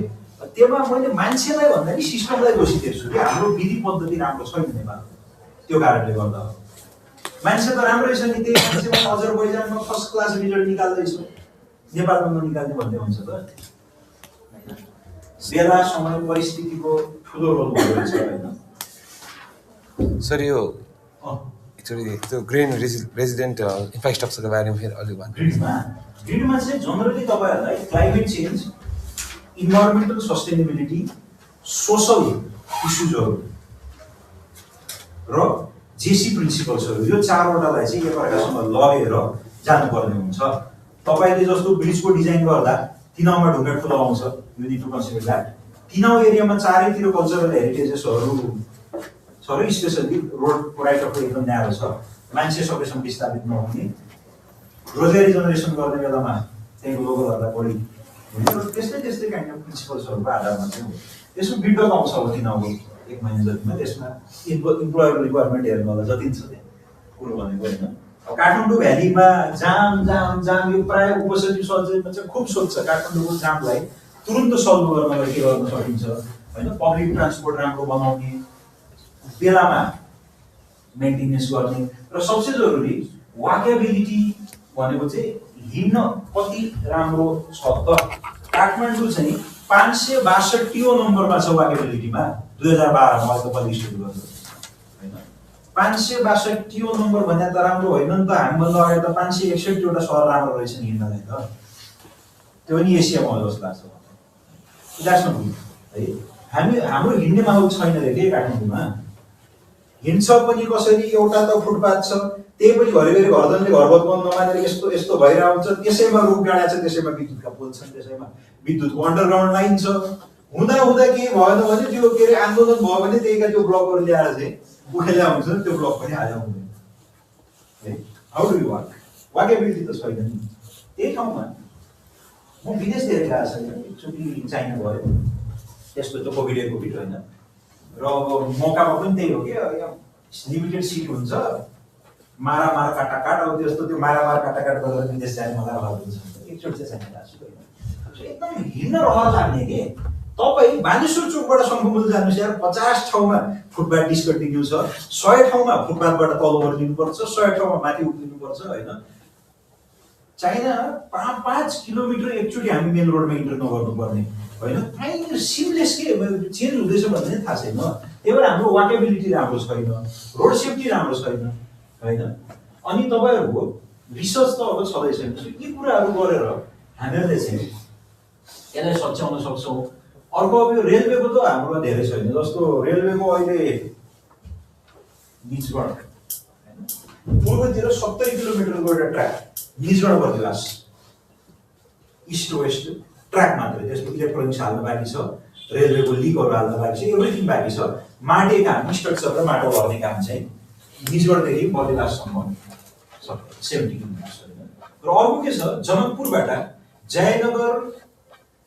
जयनगरदेखि जनकपुरदेखि कुर्थासम्म 34 किलोमिटरको रेल अपरेसनल छ कुर्थादेखि बिजलपुरासम्म 17 किलोमिटर अहिले ठ्याक्कै अपरेसनल छैन र बिजलपुरादेखि बर्दिवाससम्म अर्को 18 किलोमिटर भयो भने चाहिँ ठ्याक्कै पुरो मिल्छ कि यता चाहिँ हामीहरू निजगढ बर्दिवास यता बनाइरहेको छौँ होइन इस्ट वेस्ट लिङ्क अर्को चाहिँ जयनगर जनकपुर कुर्था बिजलपुरा बर्दिवास भन्ने चाहिँ ठ्याक्कै मिल्यो नि त यो एउटा रेलवेको प्रोजेक्ट राम्रै पनि छ त्यसको ठिकै पनि होला त्योभन्दा बाहेक रेल चाहिँ त्यति खासै फिजिबल छैन कि हाम्रो देशमा अब त इन्डिया पनि रेलवे भन्दा रोडवेमा जाँदैछ डोर टु डोर सर्भिस छ इन्डिपेन्डेन्ट स्पिड छ इन्डिपेन्डेन्ट फ्लेक्सिबिलिटी छ भनेर त्यही अब रेल त्यसरी आउने हो नि यति 2-4 वटा सेलेक्टेड रेलवे प्रोजेक्टहरूलाई बढाउनु भन्दा बाहेक छैन न हामीले सुरुमा गरेको कुरा तपाईहरुको अहिले सङ्घको 5औं तहमा के छ हाइवे छ हाइवे जनरल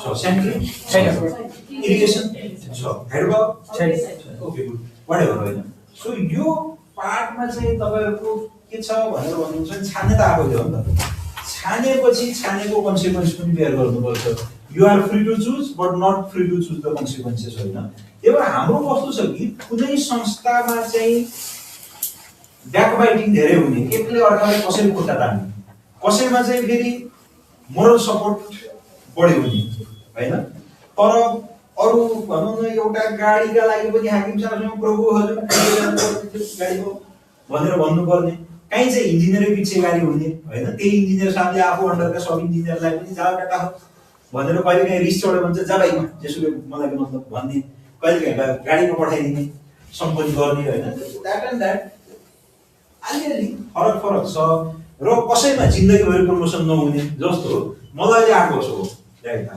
लिटल मोर तर 8 भन्नु अस्ति मैले क्याल्कुलेसन गर्दा मेरो जागिर चाहिँ 24 वर्ष बाँकी छ हैन 58 तर प्रमोसन हुन चाहिँ रफली 23.5 वर्ष जस्तो लाग्दो रहेछ के भनेपछि अन्तिम 6 महिना उपसचिव भएर इन्जिनियरमै गइने भयो त्यही ठाउँमा अरूतिरका साथीहरू बिही भइसक्यो सो कहीँ प्रमोसन छिटो होला हैन त्यही भएर अलिकति यसो यो विभिन्न संस्थाहरूका बारेमा आजकल त च्याटजिपिटी छँदैछ अलिअलि सोध्यो भने बुद्धि निस्किन्छ बुद्धि निस्केर छान्नु होला तर अगाडि तपाईँ रेस्टुरेन्टमा जानुभयो गएर चाहिँ म्याकरोनी के हेरिसकेपछि लास्टमा मोमो भने जस्तो एभ्रीवन लाउने हाइवेमै हो हैन यसको मेन ठुलो भनेको चाहिँ सेवा सुविधाले गर्दा हो हैन र अब चाहे भनौँ न झगडा भइरहेकोस्, ब्याकबाइटिङ भइरहेकोस्, एकले अर्कालाई कसरी फसाउने भनेर तयार भइराखौँ होइन। तर एट द इन्ड त्यसो अगाडि गयो होइन। इन्जिनियर भयो काठमाडौँमा चाहिँ हुन्न है, काठमाडौँमा चाहिँ मोटरसाइकल मात्रै दिन्छ, उपसचिवभन्दा तललाई गाडी दिँदैन। बाहिर चाहिँ पहिला त हामी सुरु गर्दा त एकजनाको एउटा एसाइन्ड गाडी हुन्थ्यो होइन। अहिले चाहिँ सिनियर इन्जिनियरलाई असाइन गर्ने, जुनियर इन्जिनियर भने 1-2 वर्ष जागिर भाग हुन्छ नि त। फेरि उहाँ जुम्लामा गयो भने त त्यही 1 वर्ष जागिर भएकै सिनियर हो। त्यो ठाउँ हेरेर सिनियरलाई चाहिँ गाडी असाइन गर्ने, जुनियरलाई चाहिँ मन्थली गरेर गाडी दिइरहेको हुन्छ। भए तापनि सबैजना सँगै हिँड्नुपर्ने हुँदैन, त्यो एउटा गाडी जस्तो हुन्छ। त्यस्ता सेवा सुविधाले गर्दा चाहिँ प्रायःले छान्ने यही हो। तपाईँहरू पनि विचार गर्नु होला, अलि तानातान चाहिँ बढी छ होइन। र यो एउटा फेमस मसहुर उखान छ हिन्दी फिल्ममा, जितना भी ट्राई करो लाइफ में कुछ तो छुटेगा ही भनेर होइन। हेत्तेरिका मेरो साथी त प्रमोसन भएर मलाई त 23.5 वर्ष लाग्ने हो भन्ने त हुँदो रहेछ नि त। जागिरै त्यति छैन होइन, मुस्किलले 24 वर्ष बाँकी छ। अन्तिमका 1-1.5 महिना मर्ने बेलाको हरियो कालो भने जस्तो खासै मिनिङ छैन। फेरि 60 भयो पनि त्यही हो, जो रिटायर भएर मेरो प्रमोसन हुने ऊ पनि त 2 वर्ष ढिलो रिटायर हुने हो नि त होइन। So as a result of that र तपाईँले काम चाहिँ के गर्नुहुन्छ त भन्यो भने हाम्रो 3टा लेभल हुन्छ कि, एउटा मन्त्रालय लेभल, एउटा विभाग लेभल र एउटा फिल्ड लेभल है। मन्त्रालयमा सब इन्जिनियरको पोस्टिङ हुँदैन कुनै होइन। डिपार्टमेन्ट लेभलमा क्लाइन्ट कन्सल्टेन्ट कन्ट्र्याक्टको बुझ्नुहुन्छ, हामी क्लाइन्ट हो कि होइन। सो क्लाइन्टले डिपार्टमेन्टल लेभलमा चाहिँ बजेट बनाउने, डिपिआर बनाउने कहिलेकाहीँ प्रायः आफू सकिँदैन। डिपिआर बनाउने, कन्सल्टेन्ट हायर गर्ने, प्रगति बनाउने, कन्सल्टेन्ट र ठेकेदारले के गर्छ आफ्नो ठाउँमा भयो। फिल्ड 2 किसिमको हुन्छ के, एउटा कन्सल्टेन्ट नभएको नेपाल सरकारको पैसा, एउटा कन्सल्टेन्ट भएको वर्ल्ड ब्याङ्क जस्ता डोनरको पैसा। यसमा पनि सब इन्जिनियरको दरबन्दी खासै हुँदैन।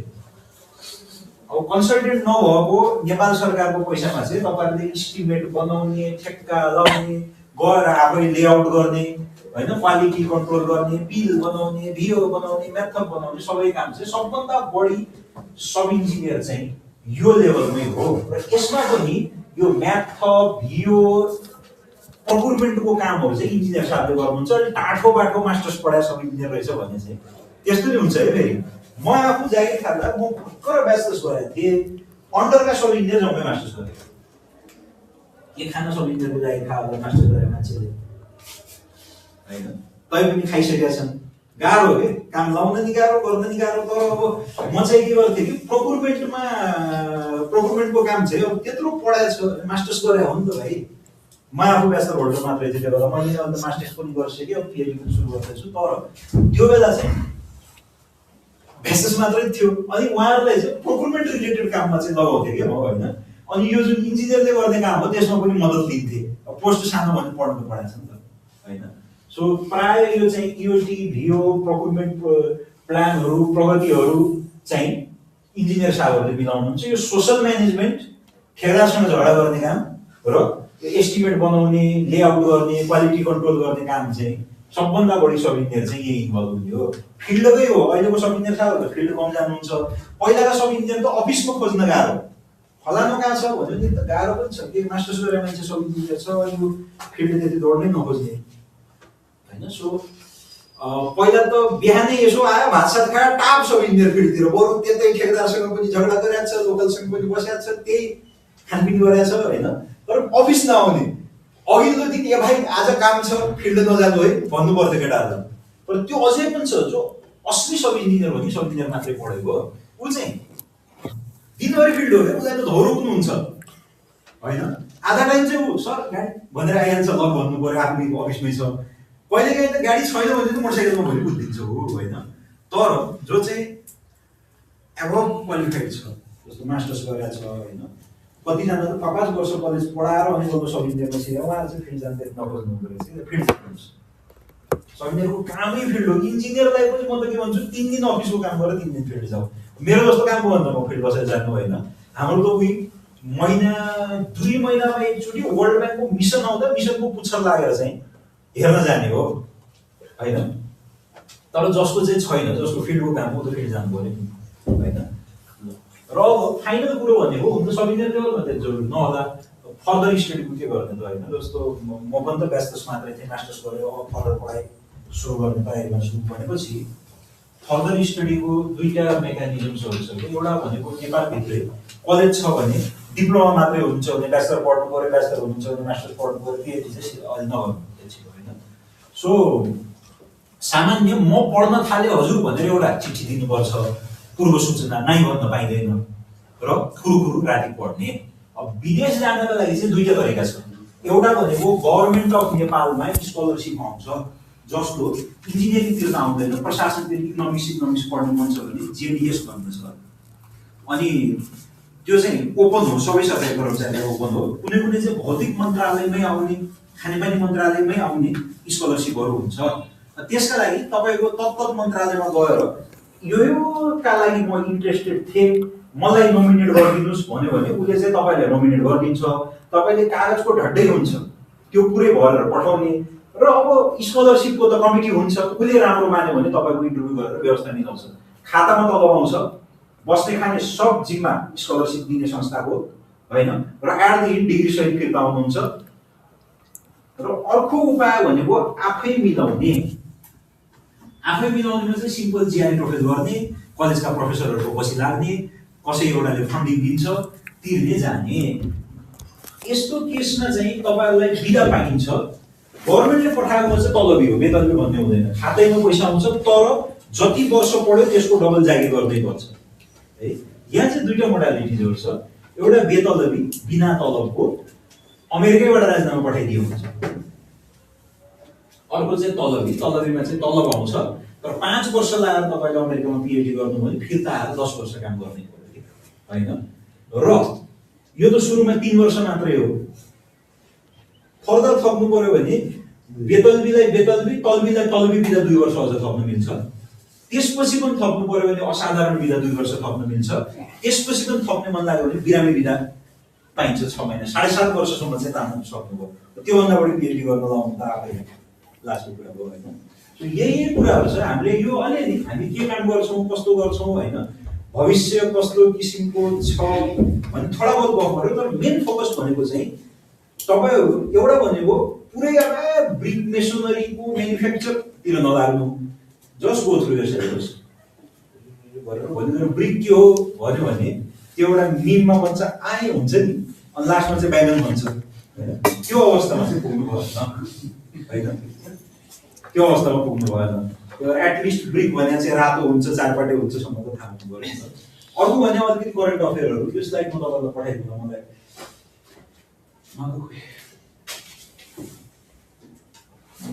यो नम्बरमा वाट्सएप गर्नुभयो भने म यसको पिडिएफ पठाइदिनु है तपाईँहरूलाई।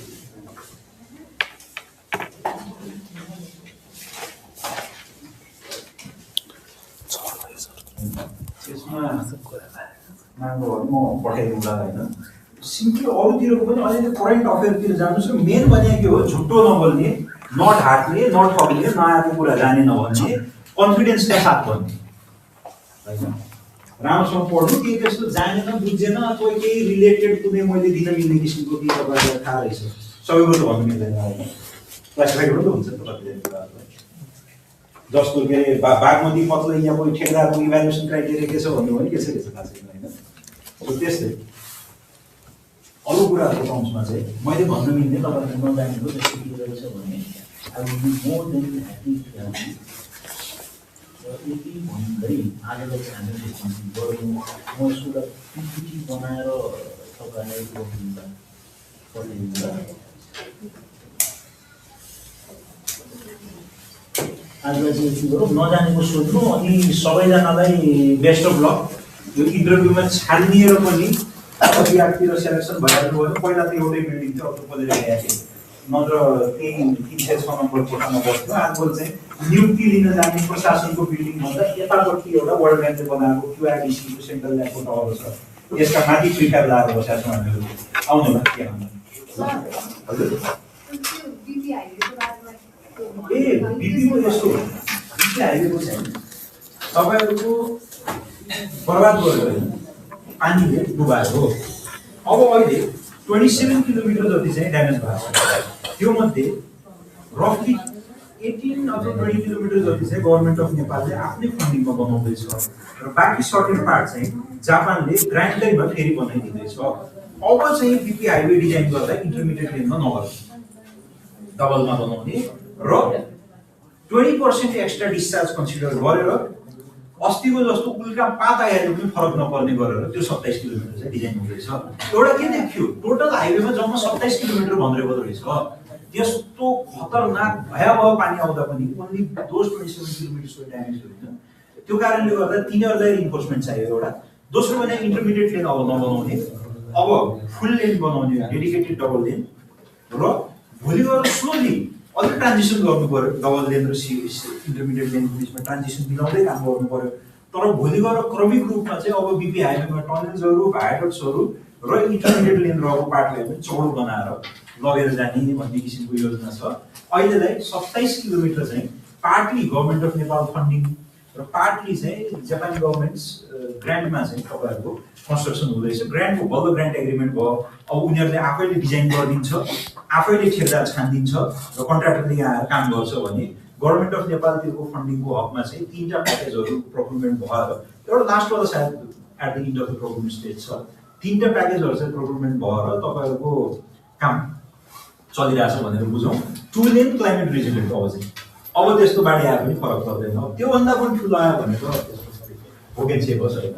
तर मेजर फ्लडहरू त्यतिको घरिघरि आउँदैन। विध्वंस चाहिँ विध्वंस मचाएको हो त्यो पानी।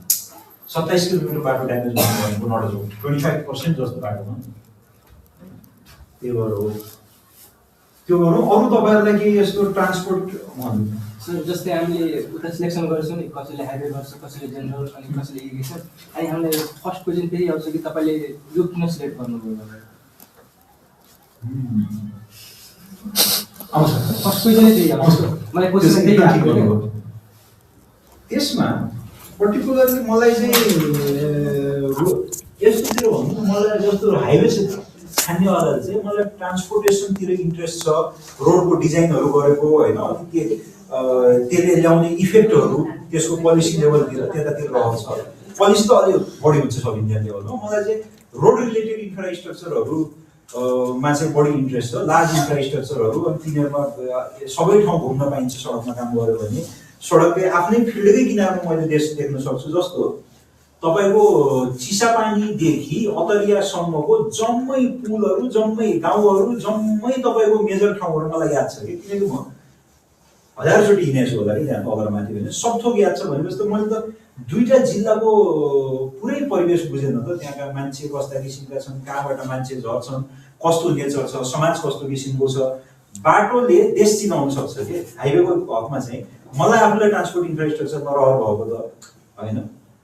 सेवा सुविधाका लागि रहर भएको त म more than 60% of the time पोलिसीमा किन बस्थेँ होइन।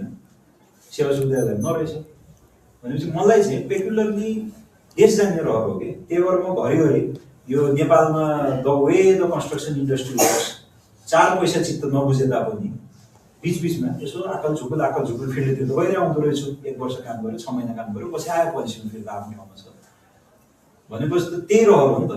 मलाई चाहिँ देख्ने मन थियो कि होइन। र अब अलिकति रोड इन्फ्रास्ट्रक्चरतिर रहर पनि थियो। ब्याचलर्सकै फाइनल प्रोजेक्ट हाइवेमा गरेको थियौँ हामीहरूले होइन। घुम्न पाइन्छ, डुल्न पाइन्छ भन्ने हुनाले त्यस्तै थियो। मैले त्यही भनेको थिएँ, मलाई इन्जिनियरिङतिर पहिलाबाट रहर थियो। पछि ब्याचलर्स पढ्दै गर्दा रोड इन्फ्रास्ट्रक्चर चाहिँ लङ लेन्थ हुने, घुमिने, डुलिने, जानिने भए हुनाले त्यतातिर इन्ट्रेस्ट हुँदै गयो। त्यही भएर तर हाम्रो बेला हाइवे छान्नु पर्थेन। मैले चाहिँ सिम्पली यस्तो किसिमको। तर मेरो चाहिँ कस्तो थियो कि हाइवेमा मात्रै जाँच दिएको, हाइवे मात्रै नाम निस्केको। ए होइन सरी, जाँच चाहिँ सबतिर दिएको, नाम चाहिँ हाइवेमा मात्रै निस्केको थियो। अनि अघिल्लो दिन त जनरलको इन्टरभ्यू थियो। अनि सरहरूले त तपाईँको जनरलतिर देखेन त तपाईँलाई भने प्रायः चाहिँ जनरलमा र हाइवेमा एउटै मान्छेको निस्किँदो रहेछ। मेरो बेला मैले सब दिएँ, सेन्टर दिए हो, यो दिए हो, एभ्रिथिङ दिए हो, नाम यसमा मात्रै निस्किँदो के गर्नु होइन। तर रहर चाहिँ मलाई पेकुलरली मेरो सेवा सुविधाको लागि होइन। सेवा सुविधा त मैले आज नै खोजेको छैन, त्योभन्दा त यङ मान्छे के खोजिन्थ्यो होइन।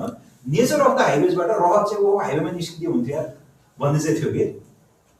अनि पछि तपाईँ हाइवेमा जनरलमा देखिनु भएन नि भनेर सोध्नुभयो। मैले हजुर त्यहाँ त निस्केन मेरो त भनेपछि अनि हाइवेको दर तयारी गर्नु भएको रहेछ जस्तो छ भन्ने टाइपको कुरा आयो होइन। मैले होइन सबैतिर दिए हो भन्नु अनि के छ त हाइवेमा इन्ट्रेस्ट भनेर अलिअलि सोधेको थियो तर त्यसरी इन जेनरल अहिले चाहिँ सुरुमै छान्नुपर्छ एकदम ठोकेर भन्छ हाम्रो बेला चाहिँ सरकारी सेवामा किन इन्ट्रेस्ट इन्जिनियरिङमा किन इन्ट्रेस्ट होइन त्यस्तो टाइपको सोध्थ्यो मेरो चाहिँ सिर्फ हाइवेमा मात्रै नाम भयो भने अलिअलि के छ तपाईँहरूको होइन हाइवेमा किन इन्ट्रेस्ट टाइपको सामान्य फेरि एकदम इन्डाइरेक्ट के मलाई अब 9 वर्ष अगाडिको वर्ड्सहरू त याद छैन सिम्पली चाहिँ होइन अनि के अरे सडक विभागतिर बढी तयारी गर्नु भएको रहेछ के भन्ने टाइपको चाहिँ सोध्नु भएको थियो कि अब अहिलेको लागि चाहिँ तपाईँहरूले जोड्नु पर्यो त्यो त त्यही त प्रिपरेसन हो त जस्तो हो भोलि गएर इरिगेसन छान्छु भनेपछि इरिगेसन छान्नुभयो अनि गएर मलाई चाहिँ नहरको किनारको रोड बहुत मनपर्छ हजुर भन्यो भने त कुरो मिलेन नि त रोड त नहरको किनारमा पनि त हुन्छ नि त त्यही भएर त्यो त्यही त हो नि तयारी स्योर क्वेसनको पनि तयारी गर्न सकेन भने त के मजा आएर भन्नुहोस् न होइन फेरि त्यो एकदम रातभरि तयार गरेर कालिदासले भने जस्तो कालिदास फेमस पोएट हो कि कालिदास चाहिँ कालिदासले भने जस्तो पनि हो नि जेन्युन आउनु पऱ्यो कि त्यो चाहिँ हो तयारी राम्रोसँग गर्नु साथीभाइहरू अब हरेक वर्ष सिट घटे छन् तैपनि कसैलाई यदि भाग्यले कहिले साथ दिएन भने मेरो चाहिँ फेरि अहिलेसम्म उपसचिवको 1-2 चोटि जातीय नाम निस्केन सहसचिव नाम निस्केन त्यो इन्जिनियरको चाहिँ पहिलो एटेम्प्ट पढेकै थिएन दोस्रो एटेम्प्ट यसो पढेर दिएको नाम निस्किहाल्यो भने त्यही भएर इन्टरभ्यूमा फालिदिने भन्ने एक्सपिरियन्स छैन तर इट्स अ ब्याड एक्सपिरियन्स हामीसँग अर्को दाइ चाहिँ भवन विभागमा 72मा इन्टरभ्यूमा फालेर 2 वर्ष पछि आयोमा नाम निकाल्नु भएको थियो होइन सो कहिलेकाहीँ भाग्यले साथ दिएन भने निराश हताश चाहिँ नहुनु होला पढौँ सबैजनाको नाम निस्के राम्रो हुन्थ्यो होला होइन हामीलाई तर त्यस्तो हुँदैन आफ्नो बेस्ट दिउँ र कहिलेकाहीँ यसो भाग्यले साथ दिएन भने धेरै टेन्सन नदिएर फेरि पढ्दै गर्दा हुन्छ र तैपनि भाग्यले साथ दिएन भने देयर आर मेनी वेज होइन हामीसँग केटाहरू कतिजना अब बेला हामीसँगै लोकसेवा दिएको 72-73 दुईचोटि लोकसेवा दिएको नाम ननिस्केर अहिले अमेरिका गएका छन् हामी राम भरोसा छौँ नेपालको समाज त्यस्तै होइन सरकारी संयन्त्र त्यस्तै ठेला त्यस्तै बिजोग छ केटाहरूमा मजाले असिस्टेन्ट प्रोफेसर भएर अगाडि किनेर बसेका छन् होइन त्यही भएर यसो डाइनामिकली प्ले गरिरहनुपर्छ क्या लाइफसित होइन दिम अहिले भयो पनि ठिक छ भाग्यले साथ दिएर पनि यसो मन लाग्छ भने यता पनि दिउँ यसो मन लाग्छ भने डेभिएट पनि हुन पाउँछ तनाव नलिकन आफ्नो बेस्ट दिनुहोस् त्यसपछि चाहिँ त्यो हिसाबले प्लान गर्नु होला है त ल आज चाहिँ वाट्सएपमा